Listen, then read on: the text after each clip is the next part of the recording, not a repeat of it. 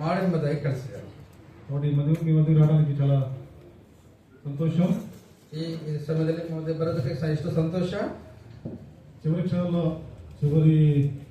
క్షణాల్లో తెలియబడినప్పటికీ కొంత అయ్యో చివరి క్షణాలు ఉన్నాయని అనుకున్నాం, కానీ దేవుని ప్రజలను మరొకసారి వారితో కలిసి దేవుని సన్నిధిని అనుభవించాలనే తపనతో, తాపత్రయంతో, ఆశతో మీ మధ్య రావడం జరిగింది.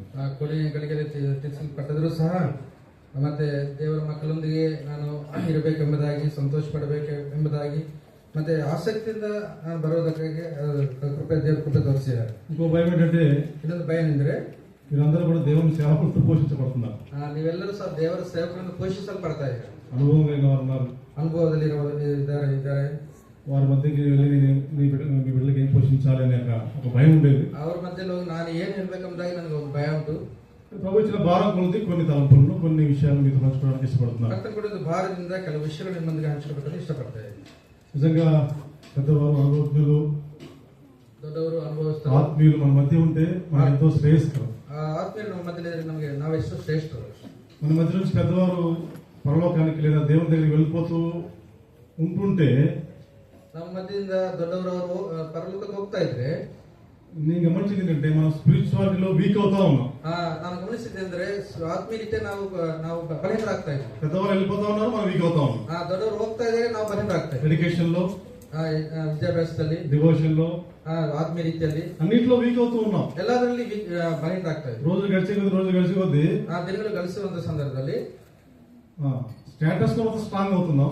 ಒಂದಲ್ಲಿ ನಮ್ಮ ಅಂತಸ್ತು ಮಾತ್ರ ಸ್ಟ್ರಾಂಗ್ ಆಗಿ ಬಲವಾಗಿದೆ, స్పిరిచువాలిటీలో మాత్రం ఆత్మీయತೆಯಲ್ಲಿ ಮಾತ್ರ వీక్ అవుతున్నాం, బలహీనరాಗ್ತಾ ఇದ್ವಿ. నిజంగా పెద్దవారు, అనుభవజ్ఞులు, ఆత్మీయులు మనతో పాటు ఉంటే మనకి ఎంత శ్రేయస్కరమో అనే విషయాన్ని ఇప్పుడు గమనిస్తుంటే అది చాలా నిజం అనిపిస్తుంది. ದೊಡ್ಡವರು, ಅನುಭವಸ್ಥರು, ಅವರು ಮನದಲ್ಲಿ ನಾವು ಎಷ್ಟು ಶ್ರೇಷ್ಠ ನಾವು ಗಮನಿಸ್ತಾ ಇದ್ವಿ. ನಾವು మొదటిసారి ఈ మధ్యాహ్న సమయంలో ಮೊದಲನೇ ಸಾರಿ ప్రభు అనుమతించుకున్నది, ಕರ್ತನ ರೀತಿಯಲ್ಲಿ ఇచ్చిన భారం కొలది, ಕರ್ತನ ಕೊಟ್ಟಿರುವಂತ ಭಾರಕ್ಕೆ కొన్ని తలంపులు మీ మధ్య మంచుకోవడానికి ప్రభు నాకు సహాయం తెచ్చింది కాక ಕೆಲವು ವಾಕ್ಯ ಮಂದಿಗೆ ಹಂಚಿಕೊಳ್ಳುವಂತೆ ಕರ್ತನ ಸಹಾಯ ಮಾಡಲಿ. రండి, మొదటి సమయ గ్రంథము 1ನೇ ಸಮುವೇಲನ ಗ್ರಂಥ 30వ అధ్యాయము 30ನೇ ಅಧ್ಯಾಯ 19వ వచనం. 19ನೇ ವಚನ.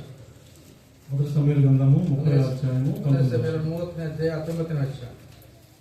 అందరం కలిసి చదువుకుందాం. ಎಲ್ಲರೂ ಸೇರಿ ಒಟ್ಟಿಗೆ ಓದ್ಕೊಳ್ಳೋಣ. కుమారుని, కుమార్తెని, ప్రభువు సమయంలో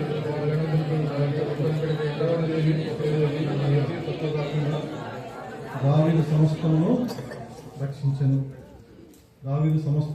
రక్షించెను లేదా సంపాదించుకున్నాను. David recovered all. ಎಲ್ಲವನ್ನು ಸಂಪಾದಿಸಿಕೊಂಡೆ ಎಂಬುದಾಗಿ చదివిన వాక్య భాగాన్ని ప్రభు మా మీద దీక్షాక ప్రార్థన చేస్తాం. ಕರ್ತನ ಓದಿದ ಭಾಗವನ್ನು ದೇವರು ಆಶೀರ್ವದಿಸುವಂತೆ ಪ್ರಾರ್ಥನೆ ಮಾಡ್ಕೊಳ್ಳೋಣ.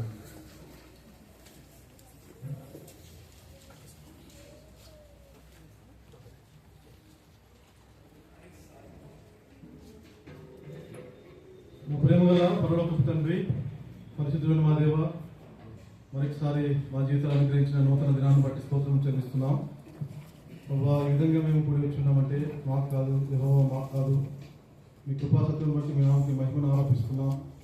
ప్రభా, మీ యోగ్యులమని, మంచి వారమని, మీ కుటుంబమని, శ్రేష్టమైన వారమని మీ సన్నిధిలో చేరాలని, కానీ మీ యొక్క ఉచితమైన కృప చేత, మీ ఉచితమైన కనికరం చేతనే మీ సన్నిధిలో మేము రాగలిగిన ఒప్పుకుంటున్నాం. మరొకసారి ప్రభా, మీరు మమ్మల్ని దయతో జ్ఞాపకం చేసుకోవాల్సిందిగా ప్రార్థిస్తున్నాం. మీ రక్తం చేత కడగబడిన వారు, మీ రక్తం చేత కొనబడిన వారు, మీకు వెళ్ళిన వారు సన్నిధిలో కూర్చుని ఉండగా ప్రభా, మీ బిడ్డల మధ్య నిలబడుతుండగా నన్ను పరిపూర్ణం ఖాళీ చేయండి. మరొకసారి మమ్మల్ని అందరినీ మీకు అమూల్యమైన రక్త పోషణ తీసుకొచ్చుకుంటున్నాం. ప్రభా, కడగండి, శుద్ధీకరించండి.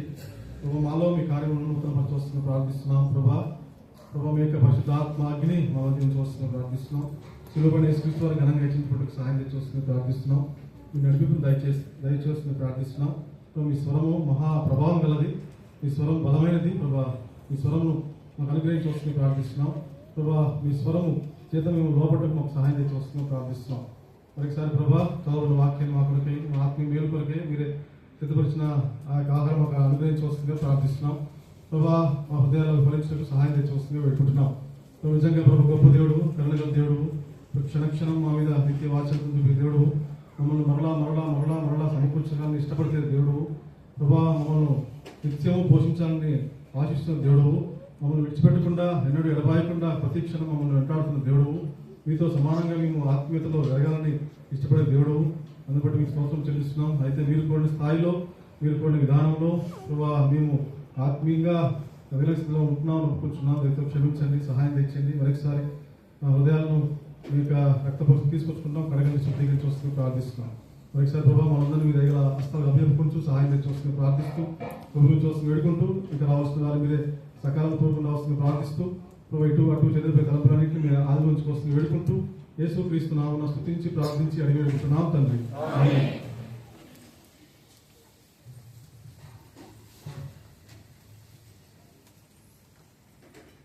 ವಾಕ್ಯದಾನವನ್ನು ಕಳೆದ ಮುಂದೆ ಚಿನ್ನ ಪ್ರಶ್ನೆ. ವಾಕ್ಯ ಧ್ಯಾನಕ್ಕೆ ಹೋಗೋದು ಮುಂಚಿತವಾಗಿ ಒಂದು ಚಿಕ್ಕ ಪ್ರಶ್ನೆ. మనం యేసు క్రీస్తు ప్రభు వారి ద్వారా సంపాదించుకోవడానికి ఇష్టపడుతున్నామా, లేదా యేసు క్రీస్తు ప్రభు వారిలో సమకూర్చబడడానికి ఇష్టపడుతున్నామా? ಕರ್ತನಾದ ಯೇಸು ಕ್ರಿಸ್ತನ ಮೂಲಕ ನಾವು ಸಂಪಾದಿಸಿಕೊಳ್ಳೋದಕ್ಕೆ ಇಷ್ಟಪಡ್ತಾ ಇದ್ವಾ? ಕರ್ತನಾದ ಯೇಸು ಕ್ರಿಸ್ತನಲ್ಲಿ ನಾವು ಸಮಕೂರಿಸೋದಕ್ಕೆ ಇಷ್ಟಪಡ್ತಾ ಇದ್ವಾ? యేసు క్రీస్తు ద్వారా సంపాదన, యేసు క్రీస్తు వారిలో సమకూర్చబడతాం. ಯೇಸು ಕ್ರಿಸ್ತನ ಮೂಲಕ సంపాదన ಅಥವಾ సంస్కృతిನಲ್ಲಿ ನಾವು సమకూరుವಂತದ? ఈరోజు మన ప్రార్థనలు ఎలా ఉన్నాయంటే, అపోస్తలుడు పౌలు ఏమని ప్రార్థన చేశాడంటే, ప్రభువా నాకేమి ఇస్తావు ప్రార్థన చేయలేదు. అపోస్తలుడు పౌలు ಏನಂತ ಪ್ರಾರ್ಥನೆ, ನನಗೆ ಏನು ಕೊಡ್ತೀಯ ಎಂಬುದಾಗಿ ಪ್ರಾರ್ಥನೆ ಮಾಡಿಲ್ಲ. ప్రభువా నేనేం చేయాలని ప్రార్థన చేశాడు. ಕರ್ತನೇ ನೀನು ಏನು ಮಾಡಬೇಕು ಎಂಬುದಾಗಿ ಪ್ರಾರ್ಥನೆ ಮಾಡಿದ. అవునా? ಹೌದಾ?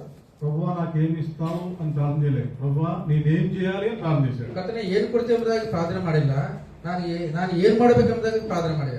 ఈరోజు మన ప్రార్థనలు ఏముంటాయి? ನಮ್ಮ ಪ್ರಾರ್ಥನೆ ಹೇಗಿದೆ? ప్రభువా నాకేమి ఇస్తావు ప్రార్థన చేస్తున్నాం. కర్తనాన్ని ಏನು ಕೊಡ್ತೀಯ ಎಂಬುದಾಗಿ ಪ್ರಾರ್ಥನೆ ಮಾಡಿ. కాబట్టి క్రీస్తులో ఏమేమి మనం సమకూర్చుకోవాలో వాటిని సమకూర్చుకోవడానికి ఇష్టపడుతూ ఉంటే మనం ఆధ్యాత్మిక ఉన్నతమైన స్థాయికి వెళ్తాం. ಕರ್ತನಾದ ಯೇಸು ಕ್ರಿಸ್ತನಲ್ಲಿ ಏನೇನು ಸಮಕೂರಿಸಲ್ಪಡಬೇಕು ಅವೆಲ್ಲ ಸಮಕೂರಿಸಲ್ಪಟ್ರೆ ಆತ್ಮೀಯ ರೀತಿಯ ಅಂತಸ್ತಿನ ಮುಂದೆ ಸಾಗುವಂತವರಾಗಿದ್ದೀವಿ. ఏం సమకూర్చుకోవాలి క్రీస్తులో? ಕರ್ತನಾದ ಯೇಸು ಕ್ರಿಸ್ತನಲ್ಲಿ ಏನೇನು ಸಮಕೂರಿಸಲ್ಪಡಬೇಕು? విధేయత, దీనత్వము, ప్రేమ, ಪ್ರೀತಿ, సహనము, ಸಹನ, ఓర్పు, ತಾಳ್ಮೆ. ఇవన్నీ లోపల దొరకవు. ಇವೆಲ್ಲವೂ ಲೋಕದಲ್ಲಿ ಸಿಗೋದಿಲ್ಲ. ఇవన్నీ నువ్వు ఎంత సంపాదించిన ప్రయత్నించిన దొరకవు. ಹೊರಗಡೆ ಎಷ್ಟು ಸಂಪಾದನೆ ಮಾಡಬೇಕಂದ್ರೂ ಸಿಗೋದಿಲ್ಲ. యేసు క్రీస్తు ప్రభు వారిలో మాత్రమే ఇవి దొరుకుతాయి. ಕರ್ತನಾದ ಯೇಸು ಕ್ರಿಸ್ತನಲ್ಲಿ ಮಾತ್ರನೇ ಸಿಗುವಂತದಾಗಿದೆ. అందుకనే అన్ని దొరికే యేసు క్రీస్తు ప్రభు వారు మనకు దొరికినందుకు ధనిలం. ಎಲ್ಲ ಸಿಗುವಂತ ಕರ್ತನಾದ ಯೇಸು ಕ್ರಿಸ್ತನ ಪಡೆಯುವಂತ ಎಷ್ಟು ನಾವು ಧನ್ಯರಾಗಿದ್ದೀವಿ. ನಾವು కానీ ఏమైపోతున్నాం అంటే, ನಾವೇನ್ ಮಾಡ್ತಾ ಇದ್ರೆ, ಒಬ್ಬ ಸೇವಕರು 3 రకాల ప్రజల గురించి మాట్లాడాడు. 3 విధానంతో ప్రజల గురించి మాట్లాడిದ. ధన్యులు, దీనులు, దరిద్రులు. ధన్యులు, దీనులు, దరిద్రులు. ఎవరు? ధన్యరారు యేసు క్రీస్తు ప్రభు వారిలో ఎంత సమకూర్చుకోవడానికి ఇష్టపడుతూ ఉంటారో వారు ధన్యులు. కర్తనాದ ಯೇಸು ಕ್ರಿಸ್ತನಲ್ಲಿ ಎಷ್ಟು ಸಮಕೂರಿಸಲ್ಪಡ್ತಾರೋ ಅವರು ಧನ್ಯರು. దీనులు ಯಾರು? యేసు క్రీస్తు ప్రభు వారి వలె ఎవరు మారుతూ ఉంటారో వారు దీనులు. కర్తనాದ ಯೇಸು ಕ್ರಿಸ್ತನ ಹಾಗೆ ಯಾರು ಮಾರ್ಪಡ್ತಾರೋ ಅವರು దీనులు. దరిద్రులు ಯಾರು? యేసు క్రీస్తు ప్రభువుని అంగీకరించి కూడా, కర్తనాದ ಯೇಸು ಕ್ರಿಸ್ತನ అంగీకరిస్తారు సహ, యేసు క్రీస్తు ప్రభువుని సొంత రక్షకుని అంగీకరించి, కర్తనాದ ಯೇಸು ಕ್ರಿಸ್ತನ సొంత రక్షకునిగా అంగీకరించి, జీవితంలో ఏ లక్షణం కూడా యేసు క్రీస్తు వారిలో ఉన్న లక్షణాన్ని ఏ మాత్రం నేర్చుకోకుండా ముందుకెళ్లే వాళ్ళందరూ ఎవరు? దరిద్రులు. కర్తనాದ ಯೇಸು ಕ್ರಿಸ್ತನ లక్షణాలు యాವುದು కలుపుకోలేనంతವರು ಅವರು దరిద్రులు. మనం ఏ గుంపులో ఉన్నాం? ನಾವು ಯಾವ ಗುಂಪಲ್ಲಿ ಇದ್ದೀವಿ? ನಾವು ధనిలమా, దీనులమా, దరిద్రురాಗಿದ್ದೀವಿ. దేవుని వాక్యం మన చేతిలో ఉంది. ದೇವರ ವಾಕ್ಯ ನಮ್ಮ ಕೈನಲ್ಲಿದೆ. యేసు క్రీస్తు ప్రభువు మన హృదయంలో ఉన్నాడు. ಯೇಸು ಕ್ರಿಸ್ತ ನಮ್ಮ ಹೃದಯದಲ್ಲಿದ್ದಾರೆ. అయినా కూడా ಆದರೂ ಸಹ ప్రతి క్షణం కలవరము, బాధ, ప్రతి క్షణ కలవల, బాధೆ, వీటితోనే ముందుకెళ్తూ ఉంటే మనం ధనిలం కాదు, దీనం కాదు, దరిద్రులు. ಇವೆಲ್ಲದರಲ್ಲಿ ಮುಂದೆ ಹೋಗ್ತಾ ಇದ್ರೆ ನಾವು ಧನ್ಯರಲ್ಲ, ದಿನರಲ್ಲ, ದರಿದ್ರರು. పరీక్షించుకుందాం. ಒಂದ್ಸಲ ಪರೀಕ್ಷೆ ಮಾಡ್ಕೊಳ್ಳೋಣ. గమనించితే మొదటి సమయంలో 30:19 ಮೊದಲನೇ ಸಮಯದಲ್ಲಿ 30:19 సమస్తమును సంపాదించుకొనెను. దావీదును సమస్తವನ್ನು ತೆಗೆದುಕೊಂಡು ಬಂದನು. దావీదు సమస్తము సంపాదించుకునే యొక్క భాగాన్ని మనం ఆధారం చేసుకుని 4 అంశాలను మనం గమనిస్తాం. దావీదును తిరిగి ఎల్లవూ సంపాదించిన భాగం జ్ఞాపకం 4 విషయాలు ధ్యానం అనుకున్నాను. ఇక్కడ ఏం జరిగింది 30 అధ్యాయాలు అంటే దావీదు కొంత లాస్ అయ్యాడు, అంతే కదా, నష్టపోయాడు. దావీదు ಸ್ವಲ್ಪ నష్టವನ್ನು ಹೊಂದಿದೆ. కాబట్టి మనం గమనించిన 4 అంశాలు మొట్టమొదటి అంశం అంటే రీజన్ ఫర్ ది లాస్. ಮತ್ತೆ ಈ ನಷ್ಟ ಹೊಂದೋದಕ್ಕೆ ಕಾರಣ ಏನು? ಮೊದಲನೇದು 27వ అధ్యాయం నుంచి మనం గమనించగలిగితే 27వ అధ్యాయం నుంచి 27ನೇ అధ్యాయದಿಂದ 29వ అధ్యాయం కనుక మనం గమనించగలిగితే 29ನೇ అధ్యాయం తనక ನಾನು ಗಮನಿಸಿದ್ರೆ ఎందుకు నష్టం వచ్చింది, ಯಾಕೆ ನಷ್ಟ ಬಂದಿದೆ, ఇది మొదటి భాగం. ಇದು ಮೊದಲನೇ ಭಾಗ. రెండోదిగా మనం గమనించగలిగితే ಎರಡನೇದಾಗಿ ಗಮನಿಸಿದ್ರೆ రిజల్ట్ ఆఫ్ ద లాస్, ಆ ನಷ್ಟಕ್ಕೆ ಬಂದಿರುವಂತ నష్టం యొక్క ఫలితం ఏంటి. ಆ ನಷ್ಟಕ್ಕೆ ಬಂದಿರುವಂತ ಫಲಿತವು. మూడో అంశం గమనించగలిగితే ಮೂರನೇ ಅಂಶವನ್ನು ಗಮನಿಸಿದರೆ రియలైజ్ ఇన్ లాస్, ಆ ನಷ್ಟದಲ್ಲಿ ಮತ್ತೆ ಸಮಕೂಡಿಸುವಂತದ್ದು, ఆ నష్టంలో పశ్చాత్తాపం అనేది ಪಶ್ಚಾತ್ತಾಪಡುವಂತದ್ದು మనం గమనిస్తాం. ನಾವು ಗಮನಿಸ್ತೇವೆ. నాలుగోదిగా రికవర్డ్ ఫ్రమ్ లాస్, ಆ ನಷ್ಟದಲ್ಲಿ ಸಮಕೂಡಿಸಲ್ಪಟ್ಟ, నష్టం నుంచి తిరిగి సమకూర్పులో, ಆ ನಷ್ಟದಿಂದ ನಮ್ಗೆ ಸಮಕೂಡಿಸಲ್ಪಂತದ್ದು. గమనించగలిగితే 30వ అధ్యాయం గమనించగలిగితే 30ನೇದಾಗಿ ಗಮನಿಸಿದ್ರೆ ప్యానిక్ నుంచి పీస్ లోకి వెళ్ళే అనుభవం మనం గమనించవచ్చు. బాధల నుంచి సంతోషం బాధೆಯಿಂದ ಸಂತೋಷ ಬರುವಂತದ್ದು ನಾವು ಗಮನಿಸಬಹುದು. ఈ యొక్క 30వ అధ్యాయం మనం గమనించగలిగితే 30ನೇ అధ్యాయం ನಾವು ಗಮನಿಸಿದ್ರೆ ట్రాజిడీలో నుంచి ట్రియంఫ్ లోకి వెళ్ళే అనుభవం గమనించవచ్చు. విషాదంలో నుంచి విషాదದಿಂದ విజయంలోకి వెళ్ళే అనుభవం మనం గమనించవచ్చు. విజయಕ್ಕೆ ಬಂದಿರುವಂತ ಅನುಭವ ನೋಡ್ತೀವಿ ನಾವು. మొట్టమొదటి భాగము రీజన్ ఫర్ ది లాస్. ಆ ಮೊದಲನೇ ಭಾಗವು ನಷ್ಟಕ್ಕೆ ಬಂದಿರುವಂತ ఆత్మీయ జీవితంలో ఎందుకు నష్టం వస్తుంది, ఆత్మీయ జీవితంలో ఏಕೆ నಷ್ಟ ಬರುವಂತ, ఏమి కోల్పోతున్నాం ఆత్మీయ జీవితం, మనం ಏನನ್ನು ನಾವು ಕಳ್ಕೊಂತಾ ಇದ್ದೀವಿ, ఏమి కోల్పోతూ వస్తున్నాం, ಏನು ಕಳೆದುಕೊಂಡು ಬರ್ತಾ ಇದ್ವಿ, ప్రేమను కోల్పోయాం, ಪ್ರೀತಿಯನ್ನು ಕಳೆದುಕೊಂಡಿದ್ವಿ, సహనాన్ని కోల్పోయాం, ಸಹನವನ್ನು ಕಳ್ಕೊಂಡಿದ್ವಿ, సమాధానాన్ని కోల్పోయాం, ಸಮಾಧಾನ ಕಳ್ಕೊಂಡಿದ್ವಿ, ఓర్పును కోల్పోయాం, ತಾಳ್ಮೆಯನ್ನು ಕಳ್ಕೊಂಡಿದ್ವಿ, దీర్ఘశాంతాన్ని కోల్పోయాం, దీర్ఘశాంತను కలుగుకునేది, సమానతను కోల్పోయాం, సమాధానం కలుగుకునేది, సమానతను కలుగుకునేది. ఎందుకు? యేసుక్రీస్తు ప్రభువారిని సొంత రక్షణగా అంగీకరించిన తర్వాత కూడా మనము ఆధ్యాత్మికమైన నష్టంలోకి ఎందుకు వెళ్తున్నాం? యేసుక్రీస్తును సొంత రక్షణగా అంగీకరిస్తున్న సಹ ఆత్మ నష్టಕ್ಕೆ ನಾವು ಯಾಕೆ ಹೋಗ್ತಾ ಇದ್ದೀವಿ? దినదినము ఆధ్యాత్మికంగా ఎదగవలసిన వారమైన మనము ప్రతిదిన ನಾವು ఆత్మీయతకు ಬೆಳೆಯುವಂತ ನಾವು దినదినము ఆత్మీయత నుంచి శారీరకతకు వస్తున్నాం. ప్రతిదినము ఆత్మీయత శారీరకతకి ನಾವು ఆత్మానుసారంగా ఆరంభించి ఆత్మానుసారంగా ప్రారంభిಸಿ ಶರೀರಾನುಸಾರವಾಗಿ ప్రారంభించిన ఆత్మానుసారంగానే ಪ್ರಾರಂಭಿಸಿದ್ದು ಆತ್ಮಾನುಸಾರವಾಗಿದೆ. రోజులు గడిచే కొద్దీ ದಿನಗಳು ಗಳಿಸುವಂತ ಸಂದರ್ಭ శరీరం మన జీవితాల్లో పనిచేస్తుంది. ಶರೀರ ನಮ್ಮ ಜೀವಿತದಲ್ಲಿ ಕೆಲಸ ಮಾಡುವಂತಾಗಿದೆ. నువ్వు క్రీస్తుకు, ఇది క్రీస్తునిಗೆ దాసుడువా, దాసన, లేదా శరీరానికి దాసుడు అయిపోతున్నావా, ಇಲ್ಲಂದ್ರೆ ಶರೀರಕ್ಕೆ ದಾಸನಾಗಿದೆಯಾ? అందుకనే మనం ఆధ్యాత్మిక విషయాలు చాలా కోల్పోతున్నాం. ಅದಕ್ಕಾಗಿ ಆತ್ಮೀಯ ವಿಷಯದಲ್ಲಿ ನಾವು ಎಷ್ಟು ಕಳ್ಕೊಂತಾ ಇದ್ದೀವಿ. సంతోషాన్ని కోల్పోతున్నాం, దేవునిలో సంతోషించడం కోల్పోతున్నాం, దేవునికి సంతోష పడడం కలుగుకుంటా ఇದ್ದೀವಿ. ఎందుకు నష్టం వస్తుంది? ಯಾಕೆ ನಷ್ಟ ಬರ್ತಾ ಇದೆ? ఎందుకు ఇంత నష్టంలోకి వెళ్తున్నాం? ಯಾಕೆ నష్టದಲ್ಲಿ ಹೋಗ್ತಾ ಇದ್ದೀವಿ? ఆ విషయాన్ని మనం గమనిస్తాం. ఆ విషయాన్ని గమనిస్తున్నాం. ఇక్కడ దావీదు ఎందుకు నష్టపోయాడు? దావీదుని ಏಕೆ ನಷ್ಟವನ್ನು ಹೊಂದಿದ್ದಾನೆ? What is the reason? ಯಾಕೆ ಕಾರಣವೇನು? చూడండి, ನೋಡ್ರಿ 27వ అధ్యాయం 27ನೇ ಅಧ್ಯಾಯ 27వ అధ్యాయం 27ನೇ అధ్యాయ మొదటి వచనం నుంచి, తర్వాత దావీదు, నేను ఇక్కడ నిలిచడం మంచిది కాదు, ఏదో ఒక దినమున నేను సౌలు చేత నాశనం అవుతును, నేను ఫిలిష్తీయుల దేశంలోనికి తప్పించుకుని పోదును, అప్పుడు సౌలు ఇశ్రాయేలు సరిహద్దులో నన్ను వెతుకటం మానుకొను గనుక నేను అతని చేతి నుండి తప్పించుకుందును అనుకుని.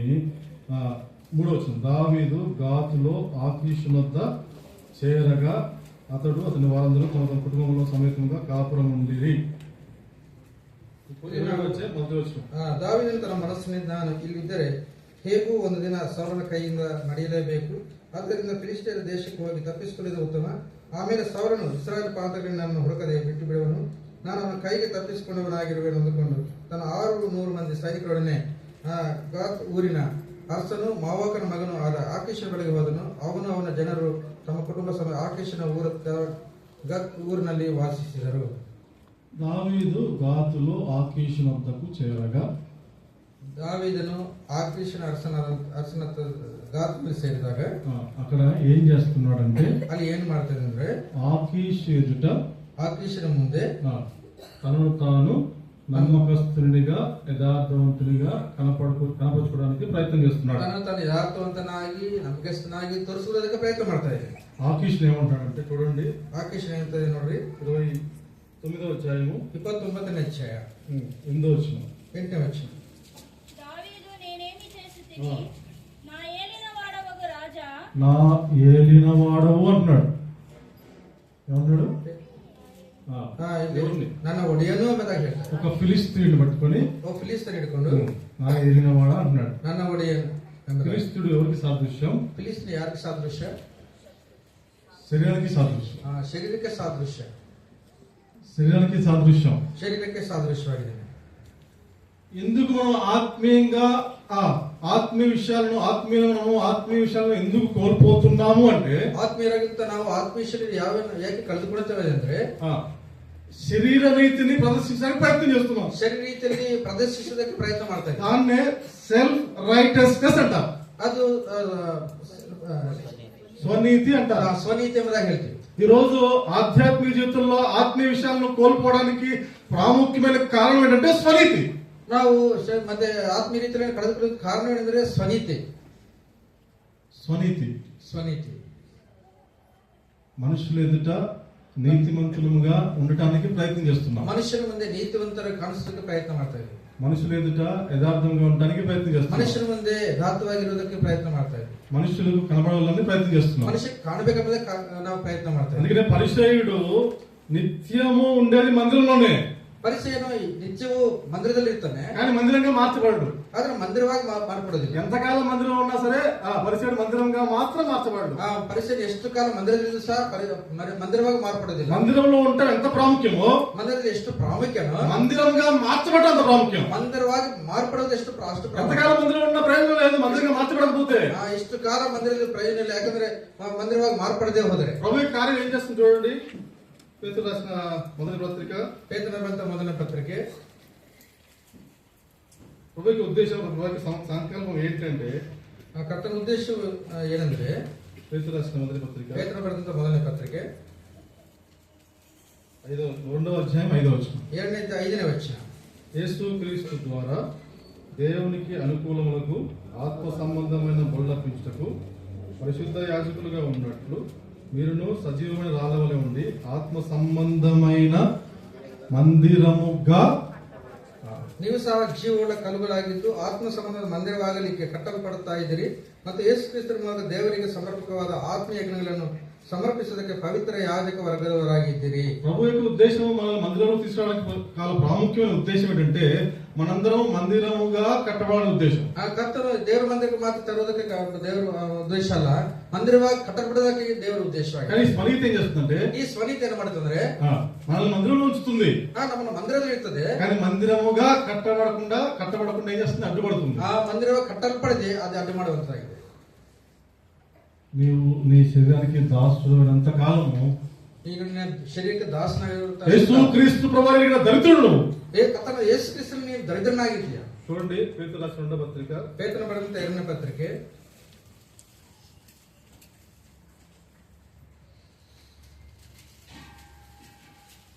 2వ అధ్యాయం. 2ನೇ అధ్యాయం. పేతురు రాసిన 2వ అధ్యాయం, పేతురు పత్రిక 2వ అధ్యాయము 2ನೇ పత్రిಕೆ 2ನೇ అధ్యాయం 19వ వచనం. 19వ వచనం. తామే భ్రష్టత్వమునకు దాసులైందియు అట్టి వారికి స్వాతంత్రం ఇస్తుమని చెప్పుదురు. ఒకడు దేని వలన జయింపబడునో దానికి దాసుడగును గదా. ఒకడు దేని వలన జయింపబడునో దానికి దాసుడగును గదా. ಒಬ್ಬನು ಯಾವುದಕ್ಕೆ ಸೋತು ಹೋಗಿರುವವನೋ ಅದರ ದಾಸತ್ವದೊಳಗೆ ಇರುವನಷ್ಟೇ.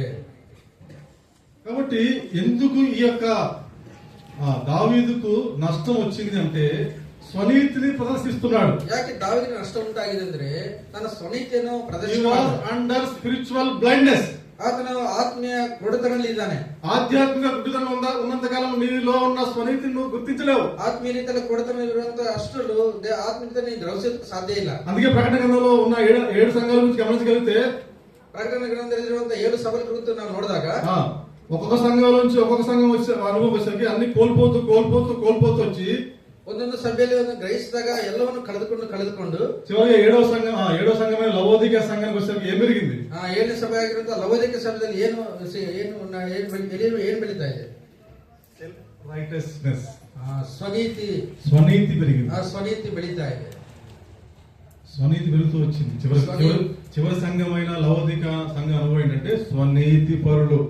ಕೊನೆಯ ಸಭೆ ಆಗಿರುವಂತಹ ಲವೋದಿಕ ಸಭೆಯಲ್ಲಿ ಇರುವಂತದ್ದು ಏನಂದ್ರೆ ಸ್ವನೀತಿ ಪರರು. ఎలా మారిపోయామంటే సెల్ఫ్ సెంటర్డ్ బిలీవర్స్ గా మారిపోయాం. ಮತ್ತೆ ಸ್ವನೀತಿಯಲ್ಲಿರುವಂತವರು ಕ್ರೈಸ್ತವರಾಗಿ ನಾವು ಮಾರ್ಪಡ್ತಾ ಇದ್ವಿ. మనకి ఏం చేయాలని కూడా సెల్ఫ్ సెంటర్, మనం ఏం చేయాలనుకున్నా సెల్ఫ్ సాటిస్ఫాక్షన్ ఉండాలి. ಏನ್ ಮಾಡ್ಬೇಕಂದು ನಮ್ಮ ಸ್ವಂತ ಮತ್ತೆ ಆಸಕ್ತಿ ಇಷ್ಟ ಇರಬೇಕಾಗಿದೆ. ఎందుకు ఆ స్థాయికి వెళ్ళిపోయామంటే ಯಾಕೆ ಆ ಸ್ಥಳಕ್ಕೆ ఆధ్యాత్మిక విషయాలు నష్టపోతున్నాయి కాబట్టి. ఆత్మీయ విషయాలు నష్టం ఉంటాయి. మొదటి సంఘమైన ఎఫెసీ సంఘాలు ఏం కోల్పోయారు? వాళ్ళు ಮೊದಲನೇ ಸಭೆಯಲ್ಲಿ ಎಫೆಸీ ಸಭೆಯಲ್ಲಿ ಏನು ನಷ್ಟ ಹೊಂದಿದ್ದಾರೆ? ఏం కోల్పోయారు? ಏನು ಕಳೆದುಕೊಂಡಿದ್ದಾರೆ? ప్రేమను కోల్పోయారు. ಪ್ರೀತಿಯನ್ನು ಕಳೆದುಕೊಂಡಿದ್ದಾರೆ. ప్రేమను కోల్పోవడం వల్ల ఏం పోయింది? ಪ್ರೀತಿಯನ್ನು ಕಳೆದುಕೊಂಡು ಏನು ಹೋಗಿದೆ? ఏం పోయింది? ఏనోಗಿದೆ? ప్రేమ లేకపోతే వెలుగు ఉండదు. ಪ್ರೀತಿ ಇಲ್ಲಂದ್ರೆ ಅದಕ್ಕೆ ಆಧ್ಯಾತ್ಮಿಕ ಗುಡಿತನ వెళ్ళిపోయాం. ಆತ್ಮೀಯ ಕೊಡತನಕ್ಕೆ ಹೋಗ್ತಾ ಇಲ್ಲ. Without love there is no light. ಪ್ರೀತಿ ಇಲ್ಲಂದ್ರೆ ಮತ್ತೆ ಬೆಳಕಿರೋದಿಲ್ಲ. ప్రేమ లేకపోతే వెలుగు ఉండదు, వెలుగు లేకపోతే ఆధ్యాత్మిక గుడితలకు వెళ్ళిపోతాం. ప్రీతి ఇಲ್ಲంದ್ರೆ ಬೆಳಕಿರಲ್ಲ, ಬೆಳಕಿಲ್ಲದೆ ಇದ್ರೆ ఆత్మీయ ప్రేమ పోయిన సంఘం అనుభవం నుంచి చివరి సంఘమైన లవోదిక వచ్చేసరికి ఆధ్యాత్మికమైన గుడితలకు వచ్చారు. ಪ್ರೀತಿ ಇರುವಂತಹ ಸಭೆಯಿಂದ ನೋಡಿದಾಗ ಕೊನೆಯ ಸಭೆಗಂತ ಲವೋದಿಕ ಸಭೆಯಲ್ಲಿ ಅವರು ಸ್ವನೀತಿಯನ್ನು ఆ స్థితిలో వచ్చిన లవోదిక సంఘం ఏమంటుందంటే మేము ధనవంతులు అంటుంది. ಆ ಸ್ಥಿತಿಲಿರುವಂತಹ ಲವೋದಿಕ ಸಭೆ ಏನಂತ ನಾವು ಧನವಂತರು ಎಂಬುದಾಗಿ ಐಶ್ವರ್ಯವಂತರಾಗಿ ಹೇಳ್ತಾರೆ. ಏನು ಧನವಂತರು? స్టేటస్ ధనవంతులు. ನಾವು ಸ್ಟೇಟಸ್ ಅಂತಸ್ತಲ್ಲಿ స్పిరిచువాలిటీ. ఆధ్యాత్మిక విషయంలో ధనవంతులు కాదు, ఆత్మీయ రీతిಯಲ್ಲಿ ధనవంతరಲ್ಲ. అందుకే వారి గురించి రాబడిన మాట ఏంటి? ಅವ್ರ ಕುರಿತು ಹೇಳುವಂತ ಮಾತೇನೆಂದ್ರೆ లవోదిక సంఘం గురించి రాబడిన మాట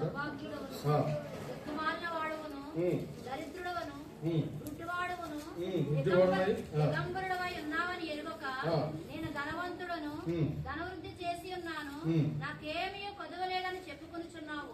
కాబట్టి సెల్ఫ్ రైటెస్నెస్, స్వనీతి కలిగిన వారు చేసే పని ఏంటంటే నాలో ఏమీ కొదవలేదు అనుకుంటూ ఉంటారు. ಸ್ವನೀತಿ ಪರರು ಮನಸ್ಸಲ್ಲಿ ಹೇಳುವಂತದ್ದು ಏನಂದ್ರೆ ನನಗೆ ಏನು ಕಡಿಮೆ ಇಲ್ಲ ಎಂಬುದಾಗಿ ಹೇಳುವಂತವ್ರು.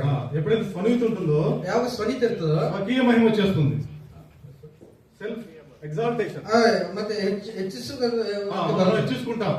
ನಾವು ಹೆಚ್ಚಿಸ್ಕೊಂತೀವಿ. ఇతరులను హెచ్చించాం, ಬೇರೆಯವ್ರನ್ನ ಹೆಚ್ಚಿಸೋದಿಲ್ಲ, మనల్ని హెచ్చించుకుంటూ ఉంటాం. ನಮ್ಮನ್ನು ನಾವು ಹೆಚ್ಚಿಸ್ಕೊಂತೀವಿ ನಾವು. కాబట్టి ఈ యొక్క స్వనీతి అనే అనుభవం ద్వారా దావీదు నష్టపోయాడు. ಈ ಸ್ವನೀತಿ ಎಂಬ ಅನುಭವದಿಂದ ದಾವೀದನು ನಷ್ಟವನ್ನು ಹೊಂದಿದ್ದಾನೆ.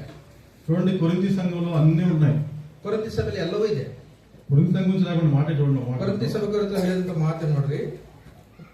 కొరింథీ రాసిన మొదటి పత్రిక, ಕೊರಿಂಥಿ ಬರೆದಂತ ಮೊದಲನೇ ಪತ್ರಿಕೆ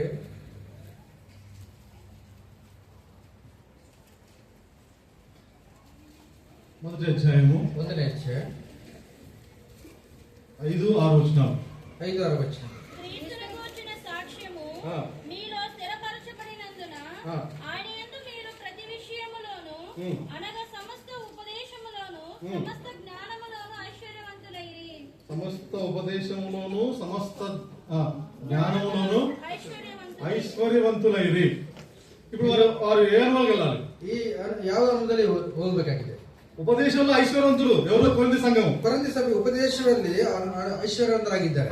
అటువంటి అనుభవం ఎలా కొరింథీ సంఘం ఏ అనుభవం వెళ్ళాలి? ಇಂಥ ಅನುಭವದಿಂದ ಯಾವ ಅನುಭವಕ್ಕೆ ಹೋಗಬೇಕಾಗಿದೆ? యేసు క్రీస్తు ప్రభువారి విషయాలైన ప్రేమ, దయాలత్వము, దీనత్వము, విధేయత ఇవన్నీ నేర్చుకోవాలి. ಕ್ರಿಸ್ತನಿರುವಂತ ಪ್ರೀತಿ, ದಯಾಲುತ್ವವು, ತಾಳ್ಮೆ ಎಲ್ಲವೂ ಸಹ ಹೊಂದಿರಬೇಕಾಗಿದೆ. ఉపదేశంలో ఐశ్వర్యవంతులు, ఉపదేಶದಲ್ಲಿ ಐಶ್ವರ್ಯವಂತರಾಗಿದೆ. వాక్యం బోధించబడుతుంది, ವಾಕ್ಯವು ಬೋಧಿಸಲ್ಪಡ್ತಾ ಇದೆ. ఆధ్యాత్మిక విషయంలో ఐశ్వర్యవంతులు కాలేదు. ಆದ್ರೆ ಆತ್ಮೀಯ ರೀತಿಯಲ್ಲಿ ಅವರು ಐಶ್ವರ್ಯವಂತರಾಗಿಲ್ಲ. వారిలో ఏముంది? ಅವರಲ್ಲಿ ಅಸೂಯೆ, పగ, ಹೊಟ್ಟೆ ಕಿಚ್ಚು, విభేదాలు, ಭೇದಗಳು ఎన్నెందుకు వచ్చినాయి? ಇವೆಲ್ಲ ಹೇಗೆ ಬರ್ತದೆ? స్వనీతి. ಸ್ವನೀತಿ. ఈరోజు ಈ ದಿನ ప్రభు కోసము ಕರ್ತನಿಗೋಸ್ಕರ దేన్నైనా అర్పించడానికి ఇష్టపడుతున్నాం. ಯಾವುದನ್ನು ಆದರೂ ಅರ್ಪಿಸಕ್ಕೆ ಇಷ್ಟಪಡ್ತೀವಿ. ధనం అర్పించడానికి ఇష్టపడుతున్నాం, ಧನವನ್ನು ಕೊಡೋದಕ್ಕೆ ಇಷ್ಟಪಡ್ತೀವಿ, సమయాన్ని అర్పించడానికి ఇష్టపడుతున్నాం, ಸಮಯ ಕೊಡೋದಕ್ಕೆ ಇಷ್ಟಪಡ್ತೀವಿ, మన జ్ఞానాన్ని అర్పించడానికి ఇష్టపడుతున్నాం. ಜ್ಞಾನವನ್ನು ಅರ್ಪಿಸಕ್ಕೆ కానీ ఒకరి మాత్రం మనం ಆದ್ರೆ ಒಂದು ಮಾತ್ರ ಕೊಡ್ತೀವಿ. ಏನದು? సెల్ఫిజం. ಸ್ವನೀತನ್ನು అది మాత్రం ಅದು ಮಾತ್ರ ಕೊಡೋದಿಲ್ಲ. అన్ని ఇస్తాం కానీ అది మాత్రం విడిచిపెట్టాం. ಎಲ್ಲವನ್ನು ಕೊಡ್ತೀವಿ, ಆದ್ರೆ ಅದನ್ನು ಮಾತ್ರ ಕೊಡೋದಿಲ್ಲ. అది చచ్చేంత వరకు మనతో ఉండాలి. ಅದು ಸಾಯೋ ತನಕ ನಮ್ಮ ಹತ್ರ ಇರ್ಬೇಕದು. ఎందుకంటే మళ్ళీ సెల్ఫీ ఎవరికి తెలియదు, దేవుడు తప్ప. ನಮ್ಮ ಸ್ವರಿತನ దేవుడికి మాత్రం ಗೊತ್ತು, ನಮ್ಗೆ ಗೊತ್ತಿಲ್ಲ. అందుకే ఆధ్యాత్మిక విషయాలు ఐశ్వర్యంతో రాలేకపోతున్నాం, కోల్పోతున్నాం. ಆತ್ಮೀಯರಲ್ಲಿ ನಾವು ಎಷ್ಟವನ್ನು ಕಳೆದುಕೊಳ್ತಾ ಇದ್ದಾವೆ. మనలో స్వనీతి ఉన్నంత వరకు ನಮ್ಮಲ್ಲಿ ಸ್ವನೀತಿ ಇರುವ ತನಕ కోల్పోయిన వైభవాన్ని తిరిగి సంపాదించుకోవడం కుదరదు. ಕಳೆದುಕೊಳ್ಳುವಂತ ವೈಭವ ಮತ್ತೆ ಸಂಪಾದಿಸಲು ಆಗೋದಿಲ್ಲ. స్వనీతి పడినంత వరకు ಸ್ವನೀತಿ ಇರುವ ತನಕ కోల్పోయిన వైభవం తిరిగి రాదు. ಕಳೆದುಕೊಳ್ಳುವಂತ ಮತ್ತೆ తిరిగి ಬರೋದಿಲ್ಲ. కోల్పోయిన వైభవం ఏంటి? మనకి సహవాసాల్లో, మనకి సంఘంలో కోల్పోయిన వైభవం ఏంటి? ಕಳೆದುಕೊಳ್ಳುವಂತ ವೈಭವ ಏನು? ప్రేమ అనుభవించాం, ಪ್ರೀತಿಯನ್ನು ಅನುಭವಿಸಿದ್ವಿ, సమాధానం అనుభవించాం, సమాధానం ಅನುಭವಿಸಿದ್ವಿ, సహోదరత్వం అనుభవించాం, సమానత్వం అనిపిస్తుంది, ఉద్యోగం అనుభవించాం, ఉద్యోగం అనిపిస్తుంది. ఏమంటున్నాం? అన్ని పోయే ప్రభు అంటున్నాం. ಎಲ್ಲವನ್ನೂ ಕಳೆದುಕೊಂಡಿದ್ದೆ ಕರ್ತನೆ ಎಂಬುದಾಗಿ ಹೇಳ್ತಾರೆ. ఎందుకు పోయాయి? ಯಾಕೆ ಹೋಗಿದೆ?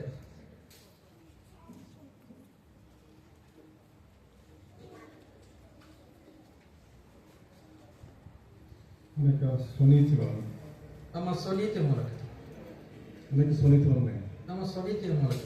స్వనీతి మనం ఎక్కడ తీసుకెళ్ళిందంటే ನಮ್ಮ ಸ್ವನೀತಿ ಎಲ್ಲಿ ತೆಗೆದುಕೊಂಡು ಹೋಗ್ತಾ ಇದೆ ಅಂದ್ರೆ ఆత్మీయమైన గర్వంలోకి తీసుకెళ్ళింది. ಆತ್ಮೀಯ ಗರ್ವಕ್ಕೆ ತೆಗೆದುಕೊಂಡು ಹೋಗ್ತಾ ಇದೆ. మనకు అన్ని తెలుసు, మాకు అన్ని తెలుసు అనుకునే స్థితికి తీసుకెళ్ళింది. ನಮಗೆ ಎಲ್ಲ ಗೊತ್ತು ಅನ್ನೋ ಸ್ಥಿತಿಗೆ ತೆಗೆದುಕೊಂಡು ಹೋಗ್ತಾ ಇದೆ. నేను చిన్నప్పటి నుంచి ఎప్పుడు సహవాసంలో పుట్టాను, పెరిగాను. ಚಿಕ್ಕ ವಯಸ್ಸಿಂದ ಇಬ್ಬರು ಸಹವಾಸದಲ್ಲಿ ಬೆಳೆದಾರ. ಅವರು చిన్నప్పుడు సండే స్కూల్కి వెళ్తున్నప్పుడు అనుకునేవాడిని, ಚಿಕ್ಕ ವಯಸ್ಸಲ್ಲಿ ಸಂಡೆ ಸ್ಕೂಲ್ ಹೋಗೋ ಸಂದರ್ಭದಲ್ಲಿ ಅನ್ಕೊಂತಾ ಇದ್ದೆ, ఎబ్రోనోళ్ళే పరలోకానికి వెళ్తాను అనుకునేవాడిని. ಆ ಹೆಬ್ರೋನವರು ಮಾತ್ರನೇ ಪರಲೋಕ ಹೋಗ್ತಾರೆ ಅಂತ ಅನ್ಕೊಂಡಿದ್ದೆ.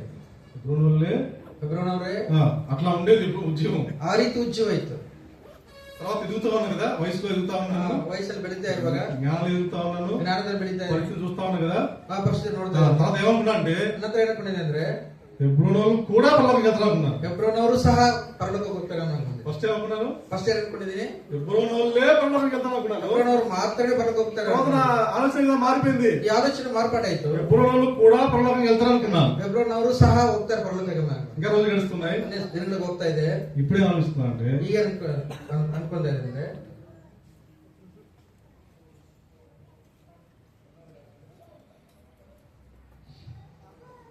అసలు ఎబ్రోనోళ్ళు పరలోకానికి వెళ్తారా? ಪರಲೋಕ ಹೋಗ್ತಾರಾ ಎಂಬುದಾಗಿ ಒಂದು ಪ್ರಶ್ನೆ ಆಗಿದೆ. ಕಾರಣ స్వనీతి. ಸ್ವನೀತಿ స్వనీతి ಸ್ವನೀತಿ స్వనీతి వలన ఎంతగానో ఆధ్యాత్మిక విషయాలు మనం కోల్పోతూ వచ్చాం. ಈ ಸ್ವನೀತಿಯಿಂದ ಆತ್ಮೀಯ ರೀತಿಯಲ್ಲಿ ಎಷ್ಟೋ ನಷ್ಟವನ್ನು ఎంతకంత నష్టం వచ్చింది దావీదు కంటే ఈ స్వనీతి వలన. ದಾವೀದಿಗೆ ಯಾಕೆ ನಷ್ಟ ಬಂದಿದೆ ಅಂದ್ರೆ చూడండి గలతీ రాసిన పత్రికలో, ಗಲತಿಗೆ ಬರೆದ ಪತ್ರಿಕೆ, గలతీ రాసిన పత్రిక ಗಲತಿಗೆ ಬರೆದಂತ ಪತ್ರಿಕೆ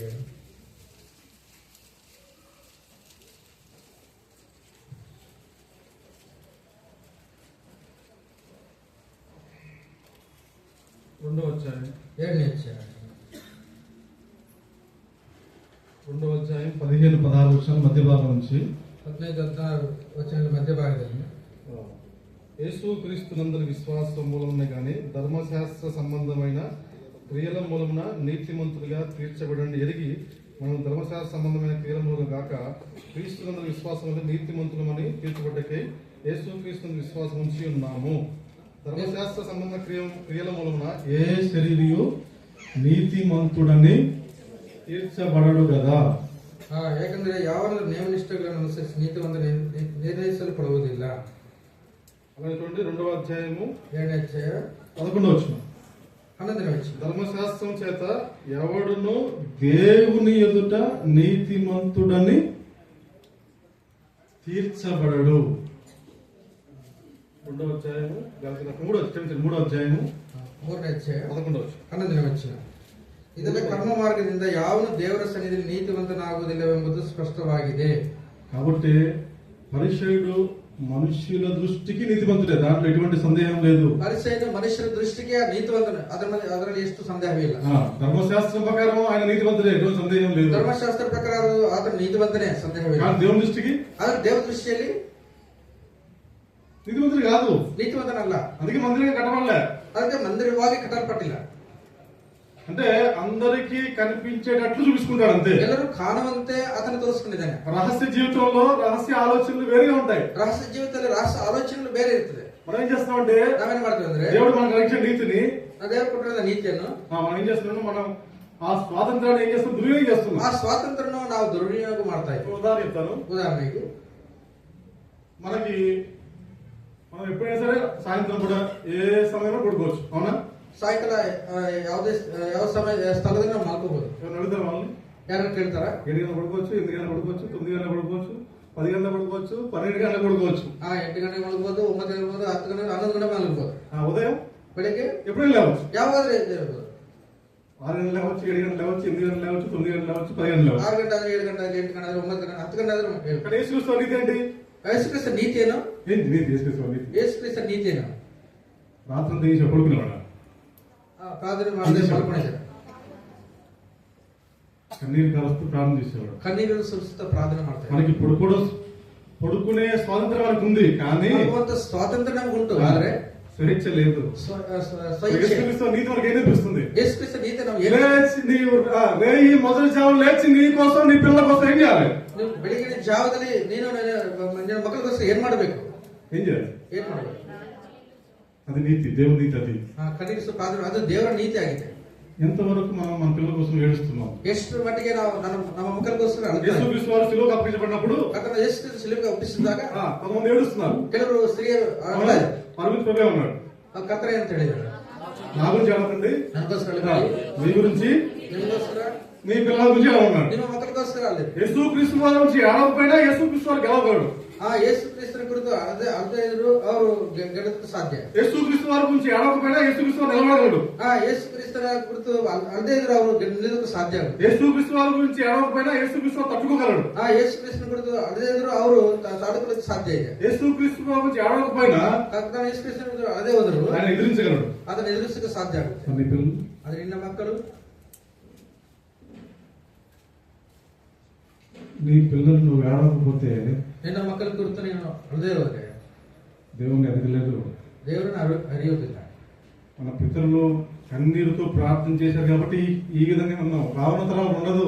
ನಮ್ಮ ಪಿತೃರು నువ్వు ఏడవకపోతే ಈ ರೀತಿ ಪ್ರಾರ್ಥನೆ ನಾವು ಇರಿತಿದೀವಿ. ఆ వ్యక్తికి 2 వార్తలు వచ్చినాయి. ಒಂದು ವ್ಯಕ್ತಿಗೆ 2 ವಾರ್ತೆಗಳು ಬಂತು. 2 ವಾರ್తలు వచ్చినాయి. 2 ವಾರ್ತೆಗಳು ಬಂತು. 2 వార్తలు కూడా ఏడవలసిన వార్తలే. 2 ವಾರ್ತೆಗಳು ಸಹ ಅಳುವಂತದ ವಾರ್ತೆಗಳು. ఒకదాని గురించి ఏడ్చాడు, రెండో గురించి ఏడవాలి.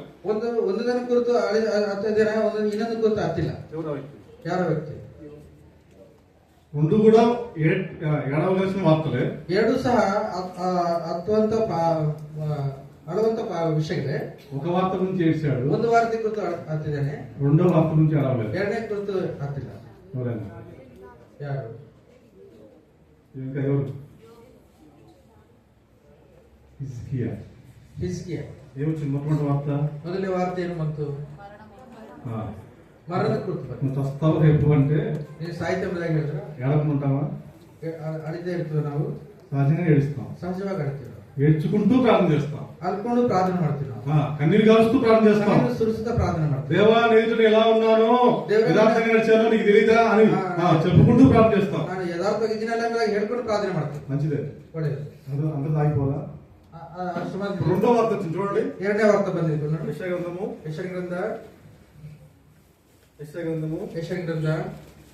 39వ అధ్యాయం. 39ನೇ ಅಧ್ಯಾಯ. యెషయా గ్రంథము 39వ అధ్యాయము 39ನೇ ಅಧ್ಯಾಯ 6వ వచనం నుంచి. 6ನೇ వచనం.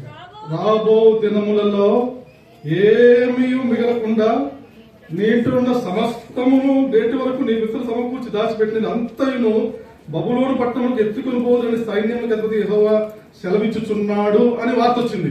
ನಿನ್ನ ಪೂರ್ವಿಕರ ಕಾಲದಿಂದ ಇಂದಿನವರೆಗೂ ಅರಮನೆಯಲ್ಲಿ ಸಂಗ್ರಹವಾಗಿದ್ದ ಎಲ್ಲವೂ ಬಾಬೆಲಿಗೆ ಒಯ್ಯಲ್ಪಡ ದಿನ ಬರುವುದು, ಇನ್ನೇನು ಉಳಿಯುವುದಿಲ್ಲ ಎಂಬುದಾಗಿ ಒಂದು ವಾರ್ತೆ ಬಂತು. ఇప్పుడు ఏం చేయాలి? ಈಗೇನ್ ಮಾಡಬೇಕು? ಈಗ ಅಳಬೇಕಾ ಬೇಡ? మొత్తం వాళ్ళు పొగబడి పోతారు, ಎಲ್ಲವನ್ನ ತೆಗೆದುಕೊಂಡು ಹೋಗ್ತಾರೆ, ఇంత తీసుకెళ్ళిపోతారు, ಎಲ್ಲವನ್ನ ತೆಗೆದುಕೊಂಡು ಹೋಗ್ತಾರೆ అని వార్త వస్తే ವಾರ್ತೆ ಬಂದಾಗ ఏం సమాజం చూడండి. 7వ వచనం. 7ನೇ ವಚನ ನೋಡಿ. 7వ వచనం 39. మరియు నీ గర్భమందు పుట్టిన నీ పుత్ర సంతును బబులోను రాజు నగరునందు నపుంసకులుగా చేయుటకై వారు తీసుకొని పోవుదురు. అందుకు హిజ్కియా, నీవు తెలియజేసిన యెహోవా ఆజ్ఞ చొప్పున జరుగుట మేలే, నా దినములలో సమాధాన సత్యములు కలుగును గాక అని యెషయాతో అనెను. ఆ విధమైన వార్త వస్తే, ఈ ರೀತಿಯಾಗಿ ವಾರ್ತೆ ಬಂದ್ರೆ, నా దినాల్లో బాగానే ఉంది కదా, రాబోయే దినాలు నాకెందుకు అన్నారు. ನನ್ನ ಜೀವನ ಸೌಭಾಗ್ಯ ಇದ್ರೆ ಸಾವು, ನಾನು నీ పిల్లల గురించి నువ్వు ఏడవకపోతే నేను ఏమంటా చెప్పినా, స్వనీతిపరుడు నువ్వు. ನಿನ್ನ ಮಕ್ಕಳ ಕುರಿತು ಅಳಿದೇ ಇದ್ರೆ ನೀನು ಸ್ವನೀತ ಪರನೆಂಬುದಾಗಿ. నీ పిల్లల గురించి నువ్వు ఏడవకపోతే నువ్వు దుర్నీతిపరుడువే. ನಿನ್ನ ಮಕ್ಕಳ ಕುರಿತು ಅಳಿದೇ ಹೋದರೆ ನೀನು ದುರ್ನೀತಿ ಪರನೆ. నీ పిల్లల గురించి నువ్వు ఏడవకపోతే నువ్వు అవినీతిపరుడువే. ನಿನ್ನ ಮಕ್ಕಳ ಕುರಿತು ಅಳಿದೇ ಹೋದರೆ ನೀನು అవినీతి పరనే. హిజ్కియా యొక్క స్వార్థపూరితమైన ప్రార్థన తనని స్వస్థపరిచింది కానీ సమాజంలో కలవరం రాకుండా ఆపివేయలేదు. ಇಸ್ಕಿಯಾದಲ್ಲಿ ಇಸ್ಕಿಯಾ ಪ್ರಾರ್ಥನೆ ತನ್ನ ಜೀವಿತವನ್ನು ಸಮಾಧಾನ ಪಡಿಸಿದ ಹೊರತು ಆದ್ರೆ ಸಮಾಜದಲ್ಲಿ ಆ ಸಮಾಧಾನವಿಲ್ಲದೆ ಹೋಯಿತು. ఈ రోజు ఆత్మీయ విషయాలను నష్టపోతున్న కారణం తెలుపునా? ಈ ದಿನದಲ್ಲಿ ಆತ್ಮೀಯ ರೀತಿಯಾಗಿ ನಷ್ಟ ಹೊಂದುವುದಕ್ಕೆ ಕಾರಣವೇನು? మన ప్రార్థనలు అంతా స్వార్థం ఉంటాయి. ನಮ್ಮ ಪ್ರಾರ್ಥನೆ ಎಲ್ಲವೂ ಸ್ವಾರ್ಥನೆ. బాబు దినాల్లో ఏమీ మిగలకుండా తీసుకెళ్లిపోతారు బబులోను పట్టణం కంటే ఎంత ఏడవాలి. తాను మరణిస్తానని చెప్పిన వార్త కన్నా ఇంకా ఎక్కువ ఏడవాలి. ಬರುವ ದಿನದಲ್ಲಿ ಎಲ್ಲವೂ ಎದುರ್ಕೊಂಡು ಹೋಗ್ತಾ ವಾರ್ತೆನ ಕೇಳಿದಾಗ ಇಸ್ಕೇನು ತನ್ನ ಮರಣದ ವಿಷಯಕ್ಕಿಂತ ಹೆಚ್ಚಾಗಿ ಅಳಬೇಕಾಗಿತ್ತು. ಹತ್ತಿದಾರ స్వార్థం కోసం అయితే కన్నీరు వస్తుంది కానీ సమాజం కోసం కన్నీరు రాదా? ಸ್ವಾರ್ಥದ కోసం ಕಣ್ಣೀರು ಬಂದಿದೆ, ಸಮಾಜಕ್ಕೋಸ್ಕರ ಕಣ್ಣೀರು ಬರೋದಿಲ್ವಾ? అందుకనే నష్టపోతున్నాం. ಅದಕ್ಕಾಗಿ ನಷ್ಟ ಹೊಂದ್ತಾ ಇದೆ. ఆత్మీయ విషయాలు సమాజంలో నష్టపోవడం కారణం అందుకనే మన యొక్క స్వనీతి వలన. ಆತ್ಮೀಯ ರೀತಿಯಲ್ಲಿ ಸಮಾಜದಲ್ಲಿ ನಷ್ಟ ಹೊಂದಕ್ಕೆ ಕಾರಣ ಎಂದರೆ ನಮ್ಮ ಸ್ವನೀತಿ ಮೂಲಕನೇ. అన్ని పోతున్నాయి. ప్రేమ పోయింది, ప్రేమ పోయింది, సహనం పోయింది, దీర్ఘశాంతం పోయింది, ಪ್ರೀತಿ, ದೀರ್ಘಶಾಂತ, ಸಹನೆ, ತಾಳ್ಮೆ ಎಲ್ಲ ಹೋಗಿದೆ. జోలి రోజుల్లో నేను మందిరంలో చూస్తున్నాను. ಕಳೆದ ದಿನಗಳಲ್ಲಿ ನಮ್ಮ ಮಂದಿರದಲ್ಲಿ ನೋಡ್ತಾ ಇದ್ದೀನಿ. ఒక సహోదరుడు మన సహోదరుని మీద కోపడుతున్నాడు. ಒಬ್ಬ ಸಹೋದರ ಮೇಲೆ ಕೋಪಗೊಳ್ತಾರೆ. అంకుల్స్ మనకి నా సహోదరు కదా అంకుల్. ಓ ಅಂಕಲ್ ఒక సహోదరుడు మరొక సహోదరు మీద కోపడుతున్నాడు. ಒಬ್ಬ ಸಹೋದರ ಇನ್ನೊಬ್ಬ ಸಹೋದರ ಮೇಲೆ ಕೋಪಗೊಳ್ತಾ ಇದ್ದಾರೆ. కోపడుతుంటే ఆ సహోదరుడు మన తిరిగి కోపడలే. ಆ ಸಹೋದರ ಇನ್ನೊಬ್ಬ ತಿರುಗಿ ಕೋಪಗೊಂಡಿಲ್ಲ, పౌరుషాన్ని ప్రదర్శించలే, ಮತ್ತೆ ಕೋಪವನ್ನು ಪ್ರದರ್ಶಿಸಿಲ್ಲ. ఏమన్నాడంటే ಏನಂತ ಹೇಳಿದ್ರು అన్న కోపడకన్నా అంటున్నాడు. ಅನ್ನ ಕೋಪಗೊಳ್ಬೇಡ ఇంకేమనలే. ಇನ್ನೇನಂತ ಹೇಳಿಲ್ಲ. మూడో వ్యక్తి ఈ విషయాన్ని అంటే అక్కడ సమాజం ఉంది, ఒక విషయం నుంచి కోపం జరిగింది. ಕೋಪಗೊಂಡಿದ್ದಾರೆ. మూడో వ్యక్తి అన్నాడు, ಮೂರನೇ ವ್ಯಕ್ತಿ ಹೇಳಿದ್ದಾರೆ, కోపడిన వ్యక్తి వెళ్ళిపోయాడు. ಕೋಪಗೊಂಡಿರುವಂತ ವ್ಯಕ್ತಿ ಹೋಗಿದ್ದಾನೆ. ఇప్పుడు మూడో వ్యక్తి వెళ్ళి ఎవరి మీద కోపడ్డాడు ఆ వ్యక్తి అన్నాడు, ಯಾರ ಮೇಲೆ ಕೋಪಗೊಂಡಿದ್ದ ఆ వ్యక్ತಿ ಹೇಳಿದ್ದಾನೆ, మీ మీద నింద వచ్చింది కాబట్టి ఆయన కోపడ్డాడు, మీరు ఎందుకు చెప్పలేదు అన్నాడు. నీ ಮೇಲೆ ನಿಂದೆ ಬಂದಿದೆ ಅದಕ್ಕೆ ಕೋಪಗೊಂಡಿದ್ದಾನೆ, ಯಾಕೆ ಹೇಳಿಲ್ಲ? ఆ సహోదరుని మాట ఏంటంటే ಆ ಸಹೋದರಿಂದ కోపడితే ಈ ಕೋಪಗೊಂಡ್ರೆ మా ఇద్దరి మధ్య సమాధానం పోతుంది అన్నాడు. ನಮ್ಮ ಇಬ್ಬರ ಮಧ್ಯೆ ಸಮಾಧಾನ ಹೋಗುತ್ತೆ ಎಂಬುದಾಗಿ ಹೇಳಿದ್ದಾರೆ. ఆ సంఘటన చిన్నతనంలో నాకు ముద్ర వేయబడింది. ఆ సంఘటన ఈ రోజు అది ముద్ర ಹಾಕಲ್ಪಡಿ. ఈ రోజుల్లో అలాంటి ముద్ర వేసే సహోదరులు ఉన్నారా? ఈ దినಗಳಲ್ಲಿ ಅಂತ ಮುದ್ರೆ ಹಾಕುವಂತ ಸಹೋದರ ಇದ್ದಾರಾ? అంత తగ్గించుకుని ఓర్చుకుని పిల్లల మధ్య పిల్లలకి హృదయాల్లో ముద్ర వేసే సహోదరులు ఉన్నారు. ಮಕ್ಕಳ ಮಧ್ಯದಲ್ಲಿ ಮಕ್ಕಳಲ್ಲಿ ಮುದ್ರೆ ಹಾಕುವಂತ ಸಹೋದರ ಇದ್ದಾರಾ? అందుకే మనం ఆత్మీయంగా నష్టపోతున్నాం. ಅದಕ್ಕಾಗಿ ಆತ್ಮೀಯ ರೀತಿಯಲ್ಲಿ ನಷ್ಟವನ್ನು ಹೊಂದ್ತಾ ಇದ್ದಾರೆ, కోల్పోతున్నాం. ಕಳೆದುಕೊಂತಾ ಇದ್ದಾರೆ. కారణమేನು? ಕಾರಣವೇನು? స్వనీతి. ಸ್ವನೀತಿ మారిపోతున్నాం. ಸ್ವನೀತಿ ಪರವಾಗಿ ಮಾರ್ಪಡ್ತಾ ಇದ್ದಾರೆ. కాబట్టి దావీదు నష్టపోయాడు. దావీదు నಷ್ಟ ಹೊಂದಿದ್ದಾರೆ. రెండోది గమనించగలిగితే, ಎರಡನೇದು ಗಮನಿಸಿದ್ರೆ ఇదే మొదటి సమ్మేళనము ಮೊದಲ ಸಮ್ಮೇಳನ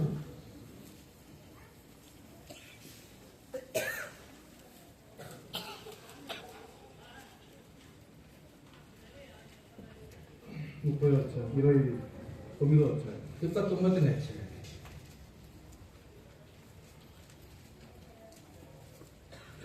28వ అధ్యాయం 28ನೇ ಅಧ್ಯಾಯ 28వ అధ్యాయం 28ನೇ ಅಧ್ಯಾಯ మొదటి వచనం నుంచి. ಮೊದಲನೇ ವಚನ. ఆ దినములలో ఫిలిష్తీయులు ఇశ్రాయేలుతో యుద్ధం చేయాలని సైన్యం సమకూర్చి యుద్ధములకు సిద్ధపడగా ఆకీషు దావీదును పిలిచి, నేను దండెత్తగా నీవును నీ జనులను నాతో కూడా యుద్ధములకు బయలుదేరి రావాలని పరిష్కారంగా తెలుసుకునగా, దావీదు నీ దాసుడనైన నేను చేయబో కార్యము ఏదో అది నీవు ఇప్పుడు తెలుసుకుందును. అందుకు ఆకీషు, అలాగైతే నిన్ను ఎప్పటికీ నాకు సంరక్షకుడుగా నిర్ణయించును. 28వ అధ్యాయం మొదటి నుండి వచ్చినారు. ಆ ಕಾಲದಲ್ಲಿ ಫಿಲಿಷ್ಟಿಯರು ಇಸ್ರಾಯೇಲರೊಡನೆ ಯುದ್ಧ ಮಾಡುವುದಕ್ಕಾಗಿ ಸೈನ್ಯವನ್ನು ಕೂಡಿಸಿಕೊಂಡಿದ್ದರು. ಆಗ ಆಕೀಷನು ದಾವೀದನಿಗೆ, ನೀನು ನಿನ್ನ ಜನರು ಯುದ್ಧಕ್ಕೆ ನನ್ನ ಜೊತೆಯಲ್ಲೇ ಬರಬೇಕೆಂದು ನಿನಗೆ ಗೊತ್ತಿರುತ್ತದಲ್ಲವೋ ಎನ್ನಲು ದಾವೀದನು, ಹೌದು, ನಿನ್ನ ದಾಸನ ಸಾಹಸ ಗೊತ್ತಾಗುವುದು ಅಂದನು. ಆಕೀಷನು ಅವನಿಗೆ, ಹಾಗಾದರೆ ಯುದ್ಧ ಕಾಲದಲ್ಲೆಲ್ಲ ನಿನ್ನನ್ನೇ ನನ್ನ ಮೈಗಾವಲಿಗೆ ನೇಮಿಸಿಕೊಳ್ಳುವೆನು. వీరి మధ్య జరిగిన ఈ సంభాషణ ಸೇರಿದ್ರೆ ಇವ್ರ ಮಧ್ಯದಲ್ಲಿ ನಡೆದಂತ ಸಂಭಾಷಣೆಯನ್ನು ಗ್ರಹಿಸಿದ್ರೆ ಫಿಲಿಸ್ತೀನ್ ರಾಜನ లేదా ಈ ಆಕೀಷು ಸಹಾಯ అడుగుతున్నాడు దావీదు. ಫಿಲಿಸ್ತ ಅರಸರಾಗಿದ್ದ ಆಕೀಷನು ಸಹಾಯವನ್ನು ಕೇಳ್ತಾನೆ ದಾವೀದನಿಗೆ. ఎవరి మీద యుద్ధం చేయడానికి? ಯಾರ ಮೇಲೆ ಯುದ್ಧ ಮಾಡಬೇಕಾಗಿ? ఇశ్రాయేలు దావీదుకి. ಇಸ್ರಾಯೇಲ್ ಯಾರು ದಾವೀದನಿಗೆ? ఎవరు? ಯಾರು? శత్రువుల సహోదరుల తన సహోదరుల మీద యుద్ధాన్ని ప్రకటించడానికి యుద్ధం చేయడానికి ఆకీష్ అడిగినప్పుడు ఏం చేయాలైనా? తన సహోదరుల మీద యుద్ధం పడేందుకు ఆకీష్ రాజుని ಕೇಳಿದಾಗ ಏನ್ ಮಾಡ್ಬೇಕು ಇದನ್ನು? ఏం ಮಾಡ್ಬೇಕು? రెండోదిగా ఎందుకు నష్టపోయాడు దావీదు అంటే దావీదు యాಕೆ నష్టం తన స్వబలాన్ని ఉపయోగిస్తున్నాడు. తన సొంత బలವನ್ನು ఉపయోగిస్తాడు. Self strength. సొంత బలವನ್ನು ఉపయోగిస్తాడు. మన బలాన్ని ఇప్పుడు ఎవరిని ఉపయోగిస్తున్నాం? మన సహోదరులను ఉపయోగిస్తున్నాం. ನಮ್ಮ ಬಲವನ್ನು ನಮ್ಮ ಸಹೋದರ ಮೇಲೆ ಉಪಯೋಗಿಸ್ತಾರೆ. అందుకనే ప్రేమ, సమాధానం, సంతోషం, సహనం ఎన్ని కోల్పోవడం కారణం ఏంటంటే ಪ್ರೀತಿ, ಸಹನ, ಸಮಾಧಾನ, ಸಂತೋಷ ಎಲ್ಲರೂ ಕಲಿತ ಕಾರಣ ఎవరి మీద మనం పోటాట్లే, ಯಾರ ಮೇಲೆ ಬೇರೆಯವ್ರ ಮೇಲೆ ಹೋರಾಡ್ತಾ ಇಲ್ಲ, పోటాట్లే, ಬೇರೆಯವ್ರೊಂದಿಗೆ ಹೋರಾಡ್ತಾ ಇಲ್ಲ, పాపం మీద పోటాట్లే, ಪಾಪದ ಮೇಲೆ ಹೋರಾಡ್ತಾ ಇಲ್ಲ, మన సహోదరుల మీద పోటాడుతున్నాం. ನಮ್ಮ సహోదರ ಮೇಲೆ ನಾವು ಹೋರಾಡ್ತಾ ಇದ್ದೀವಿ. మన విరోధులు అంటే మన పాపం కాదు, అపవాది కాదు. ನಾವು ಹೋರಾಡುದು ಪಾಪದ ಮೇಲೆ కాదు, అపవాది కాదు. ಪಾಪದ ಮೇಲೆ ಅಪವಾದ ಮೇಲೆ. ఎవరు మన విరోధులు? ಯಾರು ನಮ್ಮ ವಿರೋಧಿ? ಯಾರು? మన సహోదరులే, ನಮ್ಮ ಸಹೋದರರೇ. వారితో యుద్ధం మనకి. ಅವರೊಂದಿಗೆ ಯುದ್ಧ, ప్రతిరోజు వారితో యుద్ధం, ಪ್ರತಿದಿನ ಅವರೊಂದಿಗೆ ಯುದ್ಧ. అందుకని మొత్తం కోల్పోతున్నాం. ಅದಕ್ಕೆ ಎಲ್ಲವೂ ಸಹ ಕಳ್ಕೊಂತ ಇದೆ. రెండోదిగా రీజన్ ఫర్ లాస్ ఎందుకంటే ಕಾರಣ, ನಷ್ಟದ ಕಾರಣ ಏನಂದ್ರೆ స్వబలం. ಸ್ವಂತ ಬಲ. మన బలాన్ని మనం ప్రదర్శిస్తున్నాం. ನಮ್ಮ ಬಲವನ್ನು ನಾವು ಪ್ರದರ್ಶಿಸುತ್ತೆ దేవుని బిడ్డల మధ్యనే, ದೇವರ ಮಕ್ಕಳ ಮಧ್ಯೆ మన జ్ఞానం ప్రదర్శిస్తున్నాం. ನಮ್ಮ మన జ్ఞానం ప్రదర్శిస్తున్నాం. ಜ್ಞಾನವನ್ನು ಪ್ರದರ್ಶಿಸ್ತಾ ಇದ್ದೀವಿ. అందుకే దావీదు నష్టపోయాడు. ಅದಕ್ಕಾಗಿ ದಾವೀದ ನಷ್ಟವನ್ನು ಹೊಂದಿದೆ. ఈ రోజు మనం ಈ ದಿನ ನಾವು మన కుటుంబాల్లో భార్య భర్తల మీద సమాధానం, ప్రేమ ఉండకపోవడం కారణం ఏంటంటే ಗಂಡ ಹೆಂಡತಿ ಮಧ್ಯದಲ್ಲಿ ಶಾಂತಿ ಸಮಾಧಾನ ಕಳೆದ ಕಾರಣ ಏನಂದ್ರೆ ఈమె నా సహోదరి, ఈమె నా సహోదరు అనుకోవట్లే, ಈ కಡೆ ನನ್ನ సహోదరి లాగా అనుకుంటున్నాం. విరోధిలాగా అనుకుంటాయి. ఆయన యొక్క భౌతికమైన బలహీన విషయం దాయట్లే, అతనిರುವಂತ ಭೌತಿಕವಾದಂತ ಶರೀರ ಬಲಹೀನತೆಯನ್ನು ಅದನ್ನು ಬಚ್ಚಿಟ್ಟಿಡ್ತಾ ಇದೆ. ఏం చేస్తున్నాం? ಏನ್ ಮಾಡ್ತಾ ಇದೆ? ఆయన అవమానపరుచుకుంటూ వేరే చెప్తున్నాం. అవమానపరుస్తా ಬೇರೆ ಹೇಳ್ತಾ ಇದ್ದ. ఎవరితో పోరాడుతున్నాం? ಯಾರು పోరాಡ್ತಾ ಇದ್ವಿ? అన్నిటితో కాదు, అపవాదితో కాదు, పాపంతో కాదు. ಪಾಪದೊಂದಿಗೆ ಅಪದೊಂದಿಗೆ నీ జీవిత భాగస్వామైన నీ సహోదరులు ಭಾಗಸ್ವಾಮ್ಯ ಸಹೋದರಿಯೊಂದಿಗೆ అందుకే కుటుంబంలో సమాధానం పోయింది. ಅದಕ್ಕೆ ಕುಟುಂಬದಲ್ಲಿ ಸಮಾಧಾನ ಹೋಗ್ತಾ ಇದೆ, సమాధానం పోయింది, ಸಮಾನತ್ವ ಹೋಗ್ತಾ ಇದೆ, ప్రేమ పోయింది, ಪ್ರೀತಿ ಹೋಗಿದೆ, ఓర్చుకోవడం పోయింది, ತಾಳ್ಮೆ ಇರೋದು ಹೋಗ್ತಾ ಇದೆ. సొంత బలాన్ని ప్రదర్శిస్తున్నాం. ಸ್ವಂತ ಬಲವನ್ನು ಉಪಯೋಗಿಸ್ತಾ ಇದೆ. కుటుంబాల్లో దేవుని ప్రేమను, కుటుంబాల్లో దేవుని సన్నిధిని అనుభవించలేని స్థితిలోకి వెళ్ళిపోతున్నాం.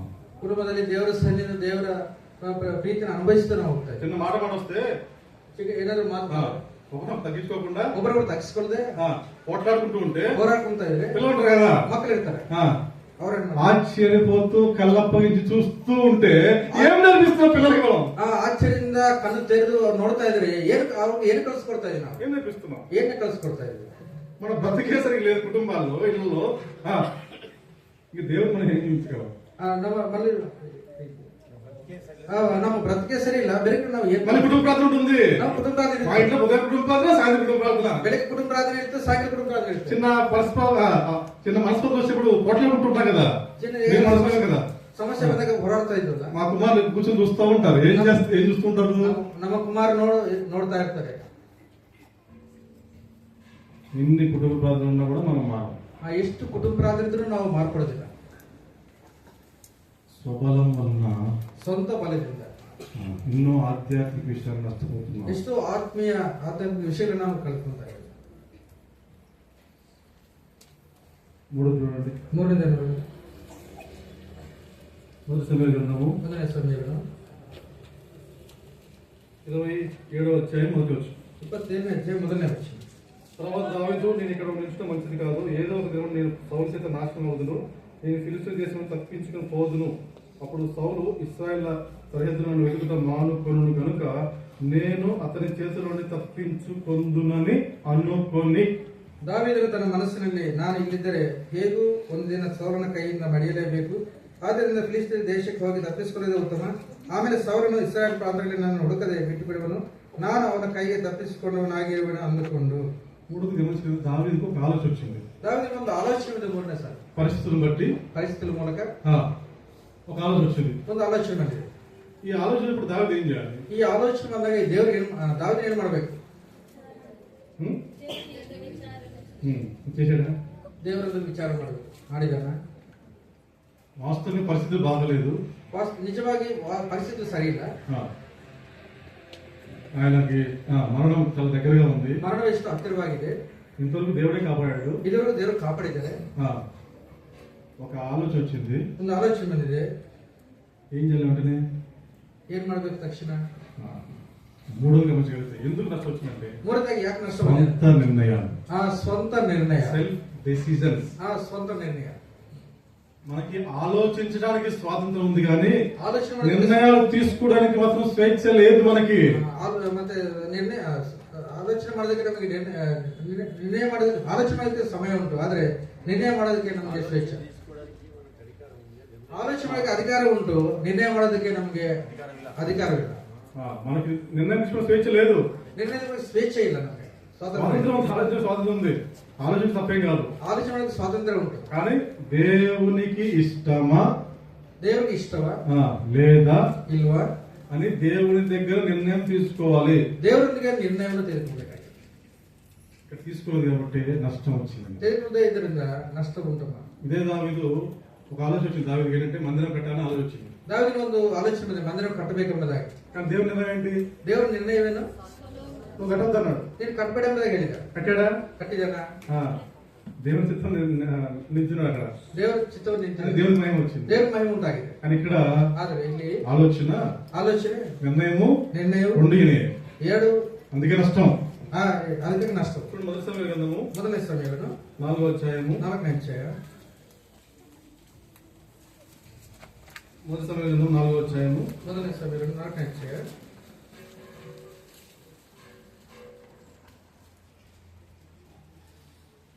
మొదటి నుంచి ఇశ్రాయేలీయులు ఫిలిష్తీయులతో యుద్ధం చేయుటకై బయలుదేరి ఎబెనెజరు దిగగా ఫిలిష్తీయులు అఫెకులు దిగిరి.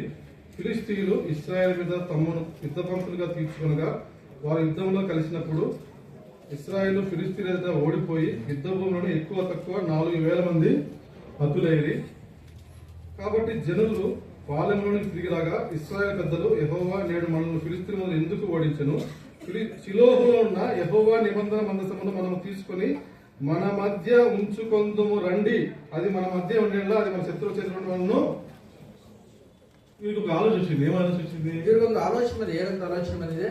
మందసం తీసుకొస్తే మన మధ్యకి వస్తే ಮಂಜುಷ ನಮ್ಮ ಮಧ್ಯದಲ್ಲಿ ಬಂದರೆ మనం గెలుస్తాం అనుకున్నారు. ನಾವು ಗೆಲ್ತೀವಿ ಎಂಬುದಾಗಿ ఆలోచన రావడం మంచిది. కానీ నిర్ణయం ఎవరు ఇవ్వాలి? దేవుడు ఇవ్వాలి. ఆలోచన ಒಳ್ಳೆಯದೇ, ಅದೇ ನಿರ್ಣಯ ಯಾರು ಕೊಡಬೇಕು? దేవుడు ಕೊಡಬೇಕು. మనసు ఎక్కడ ఉండాలి? ಮಂಜುಷ ಎಲ್ಲಿರಬೇಕು? ప్రత్యక్ష గుడారంలో ఉండాలి. ಪ್ರತ್ಯಕ್ಷ ಗುಡಾರಲ್ಲಿ ಇರಬೇಕು. ఇప్పుడు ఎక్కడ ఉంది? ಈಗ ಎಲ್ಲಿದೆ? ఎదురుగా ఉంది. ಯುದ್ಧ ಭೂಮಿಯಲ್ಲಿದೆ. మందసం వారి మధ్యకి వచ్చిన వారు గెలిచారా? ಮಂಜುಷ ಅವರ ಮಧ್ಯದಲ್ಲಿ ಬಂದರು ಗೆದ್ದಿದ್ದಾರಾ? ఓడిపోయారు. ಸೋತೋಗಿದ್ದಾರೆ. సొంత నిర్ణయం. ಸ್ವಂತ ನಿರ್ಣಯ. సొంత నిర్ణయం వల్ల ಸ್ವಂತ ನಿರ್ಣಯದಿಂದ నష్టపోతాం. ನಷ್ಟವನ್ನು ಹೊಂದ್ತೀವಿ. మూడోది గమనించగలిగితే ಮೂರನೇ ಗಮನಿಸಿದ್ರೆ ఎందుకు దావీదుకు నష్టం వచ్చిందంటే దావీదుని ಏಕೆ ನಷ್ಟ ಬಂದಿದೆ? సొంత నిర్ణయం వల్ల. ಸ್ವಂತ ನಿರ್ಣಯದ ಮೂಲಕ. అనేక సార్లు మనం మన యాత్ర జీవితంలో అనేక సార్లు మన యాత్ర జీవితంలో మనము స్వతహాగా ఆలోచించి సొంత నిర్ణయాలు తీసుకొని అనేకమైన ఆధ్యాత్మికమైన నష్టాలను కొని తెచ్చుకుంటున్నాం. ನಾವು ಸ್ವಂತ ಆಲೋಚನೆ ಮಾಡಿ ಸ್ವಂತ ನಿರ್ಣಯ ತೆಗೆದುಕೊಂಡು ಆತ್ಮೀಯ ರೀತಿಯಲ್ಲಿ ನಾವು ನಷ್ಟವನ್ನು ಹೊಂದ್ತೇವೆ. మూడోదిగా ఎందుకు నష్టం వచ్చిందంటే ಮೂರನೇದು ಯಾಕೆ ನಷ್ಟ ಬಂದಿದೆ? ಸ್ವಂತ ನಿರ್ಣಯ. Self decision. ಸ್ವಂತ ನಿರ್ಣಯ. మధ్యాహ్న సమయంలో ನಿಮ್ಮದೇ ಸಮಯದಲ್ಲಿ ఇంకా మనలో స్వనీతి ఉందా? ಇನ್ನು ನಮ್ಮಲ್ಲಿ ಸ್ವನೀತಿ ಉಂಟಾ? స్వనీతి ఉన్నంత కాలం ಸ್ವನೀತಿ ಇರುವಷ್ಟು ಕಾಲ మనం ఆధ్యాత్మిక ఎదగలేము. ನಾವು ಆತ್ಮೀಯ ರೀತಿಯಲ್ಲಿ ಬೆಳೆಯುವುದಿಲ್ಲ. మళ్ళీ ఇంకా స్వబలాన్ని ఉపయోగించే ప్రయత్నం చేస్తున్నాం. ನಾವು ಇನ್ನು ಸ್ವಂತ ಬಲವನ್ನು ಉಪಯೋಗಿಸಕ್ಕೆ ಇಷ್ಟಪಡ್ತಾ ಇದ್ದೀವಿ. మనం ఆధ్యాత్మిక ఎదగలేము. ಆತ್ಮೀಯ ರೀತಿಯಾಗಿ ನಾವು ಬೆಳೆಯುವುದಿಲ್ಲ. సొంత నిర్ణయాలు కూడా ఇష్టపడుతున్నాం. ಸ್ವಂತ ನಿರ್ಣಯಕ್ಕೆ ಮಾಡೋದು ಇಷ್ಟಪಡ್ತಾ ಇದ್ದೀವಿ. ఆధ్యాత్మిక ఎదగలేము. ಆತ್ಮೀಯ ರೀತಿಯಲ್ಲಿ ಬೆಳೆಯುವುದಿಲ್ಲ. నష్టపోతాం. ನಷ್ಟವನ್ನು ಹೊಂದ್ತೀವಿ. ప్రేమ పోతే ఏమవుతుంది? ಪ್ರೀತಿ ಹೋದ್ರೆ ಏನಾಗುತ್ತೆ? ಏನ್ ಬರುತ್ತೆ? వెలిగిపోతుంది. ಬೆಳಕು అంతేనా? అక్కడ ఆగిపోయిందా? ಅಷ್ಟು ಮಾತ್ರ ಇರುತ್ತೆ. Without love there is no light. ಆ ಪ್ರೀತಿ ಇಲ್ಲದೆ ಬೆಳಕಿರೋದಿಲ್ಲ. ఇంకా ఆగిపోతే అక్కడతో ప్రేమ పోతే తర్వాత జీవం కూడా పోయింది. Without love there is no life. ಆ ಬೆಳಕಿಲ್ಲ ಅಂದ್ರೆ ಜೀವವೂ ಇರೋದಿಲ್ಲ. అక్కడ ఆగిపోయిందా? ಅಷ್ಟು ಮಾತ್ರ ಇರುತ್ತೆ. అక్కడ ఆగిపోతుంది. ఇంకా ಅಷ್ಟು ಮಾತ್ರ ಇರೋದಿಲ್ಲ. ప్రేమ లేకపోతే ಪ್ರೀತಿ ಇಲ್ಲ ಅಂದ್ರೆ నడిపింపు ఉండదు. ನಡೆಸುವಿಕೆ ಇರುವುದಿಲ್ಲ. Without love there is no leading. ಆ ಪ್ರೀತಿ ಇಲ್ಲ ಅಂದ್ರೆ ನಡೆಸುವಿಕೆ. అదే ఎఫెసీ సంఘానికి ఇచ్చిన హెచ్చరిక అదే. ಅದೇ ಎಫೆಸీ మీ మధ్య దీపస్తంభాన్ని తీసేస్తా అంటాడు. ನಿಮ್ಮ ಮಧ್ಯದಲ್ಲಿ ದೀಪಸ್ತಂಭವನ್ನು ತೆಗೆದುಹಾಕಿ. పోయింది, జీవం పోయింది, నడిపింపు పోయింది. ಆ ನಡೆಸುವಿಕೆ ಜೀವ ಹೋಗುತ್ತೆ, ಪ್ರೀತಿ ಹೋಗುತ್ತೆ. ఆధ్యాత్మిక గుడ్డిదలోకి వెళ్తాం. ಆತ್ಮೀಯ ರೀತಿಯಾಗಿ ಕ್ರೂರತನ ಉಂಟುಮಾಡುತ್ತೆ. ఈరోజు ఈ దినಗಳಲ್ಲಿ మన వ్యక్తిగతంగా ఆధ్యాత్మికమైన ఉన్నత స్థాయిలోకి రాకపోవడానికి కారణం ఏంటంటే ವ್ಯಕ್ತಿಯು ಆತ್ಮೀಯ ಸ್ಥಾನದಲ್ಲಿ ಉನ್ನತವಾಗಿ ಬರೋದಕ್ಕೆ ಉನ್ನತ ಬಾರದಕ್ಕೆ ಕಾರಣ ಏನೆಂದರೆ ಸ್ವನೀತಿ. ಸ್ವನೀತಿ దాన్ని మాత్రం మనం విడిచిపెట్టడానికి ఇష్టపడట్లేదు. ಅದನ್ನು ಬಿಡೋದಕ್ಕೆ ಇಷ್ಟಪಡ್ತಾ ಇಲ್ಲ. మనం విడిచిపెట్టుకుంటున్నాం. ನಮ್ಮನ್ನ ನಾವು ಹೆಚ್ಚಿಸ್ಕೊಳ್ತಾ ಇದ್ವಿ. మనం ಹೆಚ್ಚಿಸ್కుంటున్నాం. ನಮ್ಮನ್ನ ನಾವು ಹೆಚ್ಚಿಸ್ಕೊಳ್ತಾ ಇದ್ವಿ. మనం పూజించుకుంటున్నాం. ನಮ್ಮನ್ನ ನಾವು ಪೂಜಿಸ್ಕೊಳ್ತಾ ಇದ್ವಿ. స్వనీతి ఎంత బలమైందంటే ಸ್ವನೀತಿ ಎಷ್ಟು ಬಲವಾದಂದ್ರೆ నిత్యత్వంలో ఉన్న ఆ దేవదూతను సైతం ఎక్కడ తీసుకెళ్ళింది? ನಿತ್ಯತ್ವವಿರುತ್ತ ದೇವದೂತರು ಸಹ ಎದ್ದು ತೆಗೆದುಕೊಂಡು ಹೋಗಿದೆ, పాదాలను తీసుకెళ్ళింది. ಪಾತಾಳಕ್ಕೆ ತೆಗೆದುಕೊಂಡು ಹೋಗಿದೆ. దేవుడి నుంచి పరిపూర్ణంగా దూరం చేసింది. ದೇವರ ಪರಪುರ ತೆಗೆದು ಹಾಕಿದೆ. కాబట్టి మధ్యాహ్న సమయంలో ಈ ಮಧ್ಯಾಹ್ನ ಸಮಯದಲ್ಲಿ కోల్పోయిన వాటిని తిరిగి సంపాదించుకోవటం అందరికి ఇష్టమే. ಕಳೆದುಕೊಂಡು ಎಲ್ಲರೂ ಸಂಪಾದಿಸಲು ಎಲ್ಲರಿಗೂ ಇಷ್ಟ. కానీ ಆದ್ರೆ స్వనీతిని మనం వదులుకుంటున్నాము. ಸ್ವನೀತಿಯನ್ನು ನಾವು ಬಿಡ್ತಾ ಇದೀವ. నువ్వు స్వనీతిని విడిచిపెట్టినంత వరకు ಈ ಸ್ವನೀತಿಯನ್ನು ಬಿಡುವ ತನಕ కోల్పోయిన వైభవం తిరిగి రాదు.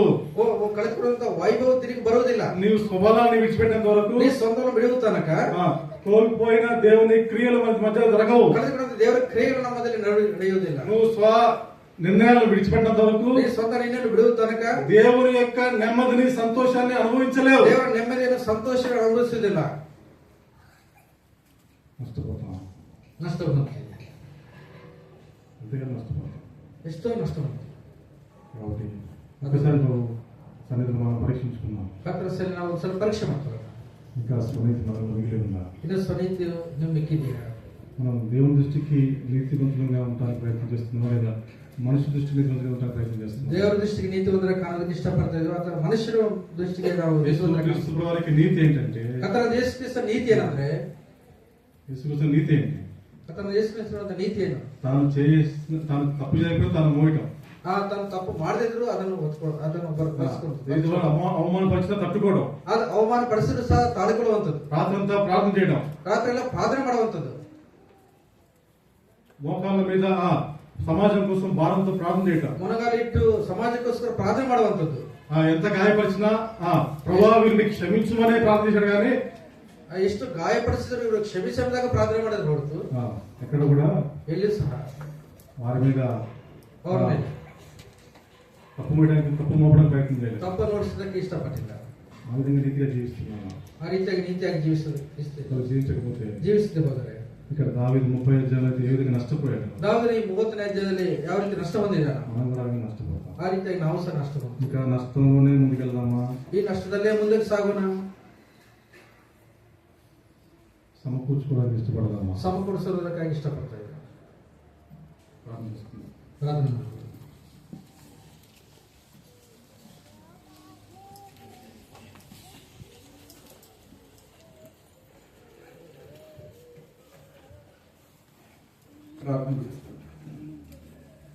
ప్రేమ నమ్మకం కలిగిన మా ప్రియ పరలోక తండ్రి, మీ ప్రియ కుమారుడైన యేసు నామమును బట్టి ఈ యొక్క సమయంలో మామూలు తీసుకొచ్చిన లేఖనం బట్టి ఎంతో వందనాలు.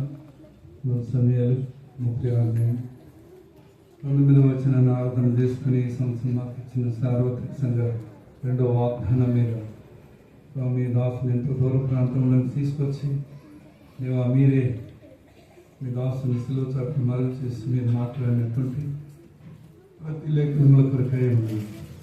అవును ప్రభువా, మేము మా యొక్క స్వార్థమును బట్టి, సొంత బలమును బట్టి, సొంత నిర్ణయాలను బట్టి ఎంత నష్టపోతున్నాము. స్పష్టంగా మీరు మాతో మాట్లాడుతూ వచ్చిన అందరిని బట్టి మీకు స్తోత్రం. అవును ప్రభా, ఎన్నో ప్రయాలు ప్రభా, నేను స్వార్థమును బట్టి, నా సొంత బలమును బట్టి, ఆ ప్రభా సొంత నిర్ణయమును బట్టి ప్రభా నేను ఎంతో నష్టపోయాను. రైతు నన్ను క్షమించి మీ ప్రజల మధ్యలో నేను కూడా పొందుతున్నాను. రైతు నన్ను క్షమించు. ముందుండే దినాల్లో ప్రభా మరి నిర్ణయము ప్రభా మరి మీ మీద ఆధారపడడానికి, మీ యొక్క ఆలోచన కొరకై కనిపెట్టడానికి ప్రభా మీ యొక్క తీర్మానం ఏమిటో యోచించడానికి ప్రభా నాకు కూడా సాయం చేయండి. మీ ఆత్మ కాబట్టి నన్ను కూడా నడిపించు. ఈ దినం సంఘాలలో ప్రభా మేము ఆ అనుభవం కూడా వెళ్ళడం ద్వారా ప్రభా ఎంతో నష్టమును మేము తెచ్చుకుంటున్నాము. ఇతరులని నష్టంలోకి తీసుకెళ్తున్నాము. కాబట్టి ప్రభా అట్టి స్వార్థపూరితమైనటువంటి ప్రభా సొంత బలము, సొంత నిర్ణయాలు ప్రభా మా జీవితంలో లేకుండా రాబోయే దినాల్లో ప్రభా ఈ సంవత్సరం మమ్మల్ని ఆయుస్ను పొడిగించి ఆ ప్రభా మరి మా యొక్క జీవితాన్ని సరైనటువంటి మార్గంలో నడిపించమని కోరుచున్నాను. ఇచ్చిన వాక్య భావం అంతటిని బట్టి స్తోత్రంలో మా హృదయాలను కదిలించండి, సిద్ధపరచండి. వచ్చిన వారందరిని బట్టి స్తోత్రం. రావాల్సిన వారిని ప్రభా ఈ యొక్క సమయాన్ని పోగొట్టుకోకుండా మీరే ప్రభా లాభదాయకంగా చేసుకోవడానికి త్వరపెట్టి తీసుకురామని కోరుచున్నాను. మా కొరకు సిద్ధపరిచిన ప్రతి కార్యమును బట్టి స్తుతించి ఆరాధించి గణపరుస్తాం. మీ దాసుని మిసలు చాటును మరణం చేసుకున్నాం. తనను ఆశీర్వదించి దీవించము. తన ఇచ్చిన కుటుంబం కూడా దీవించి ఆశీర్వదించమని మిగిలిన సమయం మాతో ఉండము. ముందు డెసిషన్ కొరకై మీ దాసులను సిద్ధపరుస్తున్నామని కోరి టీ విరామ సమయం కూడా ఆశీర్వదించమని కోరి మీకే స్తుతి, ఘనత, మహిమ, ప్రభావాలు చెల్లించి యేసు ప్రభు నామమును బట్టి ప్రార్థించి స్తుతించి వేడుచున్నాం తండ్రి. ఆమేన్. టీ విరామ సమయం కలిగి ఉంటాము. గమనిస్తులందరూ మన త్వరగా కిచెన్కి వెళ్ళండి. సహోదరులు మీరు ఈ వైపు మీకు వడ్డించండి.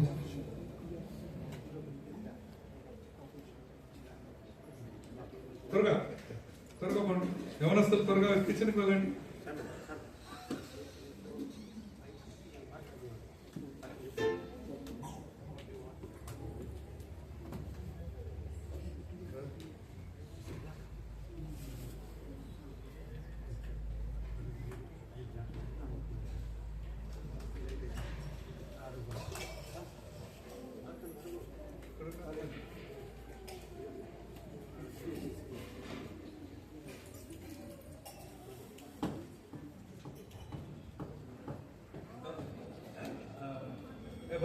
బాబు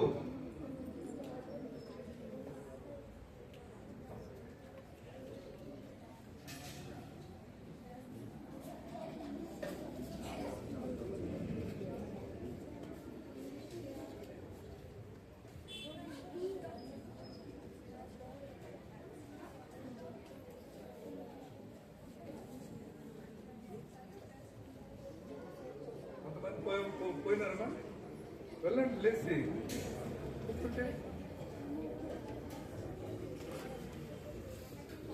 ఒకరు గ్లాస్ ఇది బిస్కెట్ ఇది తీసుకోండి, కొత్తగా ఇచ్చేయండి.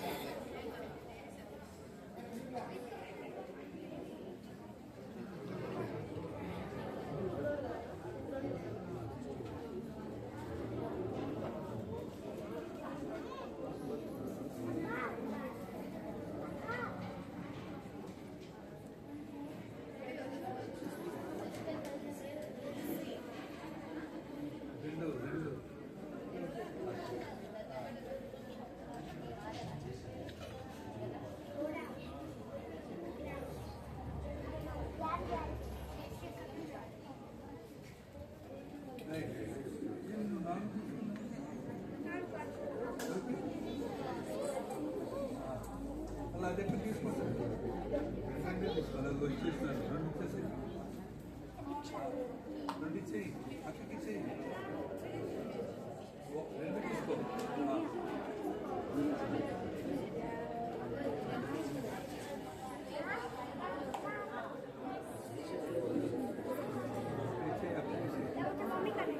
అవుతుంది అప్పుడు ఇచ్చేయి. ఇచ్చేసి దాంట్లో వేసి.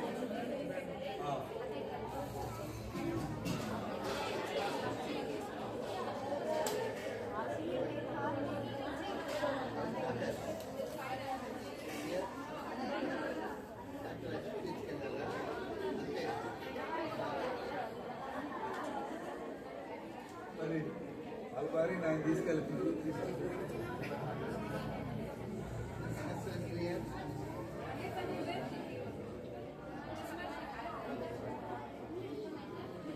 ఉన్నారు.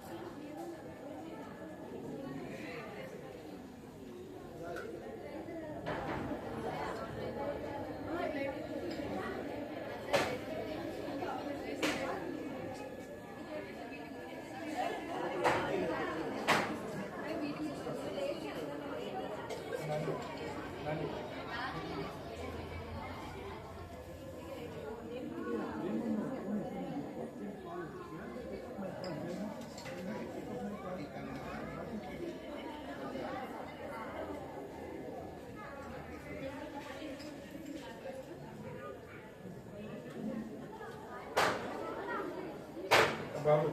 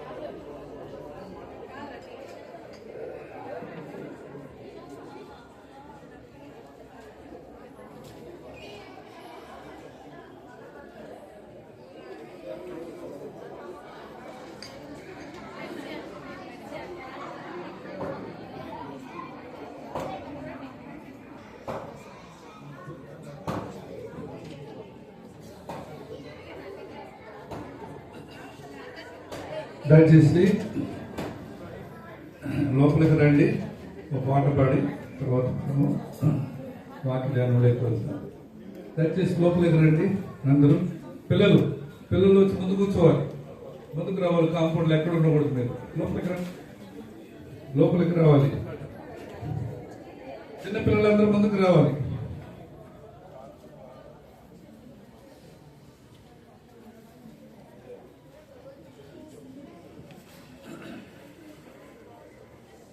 నమస్తే.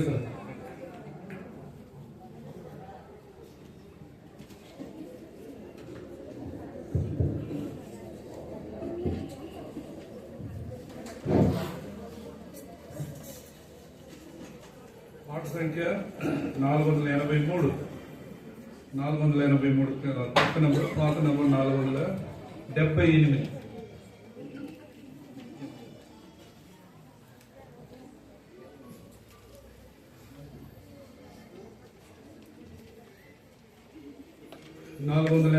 కొత్త నెంబర్, పాత నెంబర్ 478. నిత్యము నిలుచున్నది దేవుని వాక్యము, సత్యమయున్నది, సర్వము చేయున్నది. నిత్యము నిలుచున్నది దేవుని వాక్యము, సత్యమయున్నది, సర్వము చేయున్నది. ఆ వాక్యమే దైవము, ఆదియందు దైవము. ఆ వాక్యమే దైవము, ఆదియందు దైవము.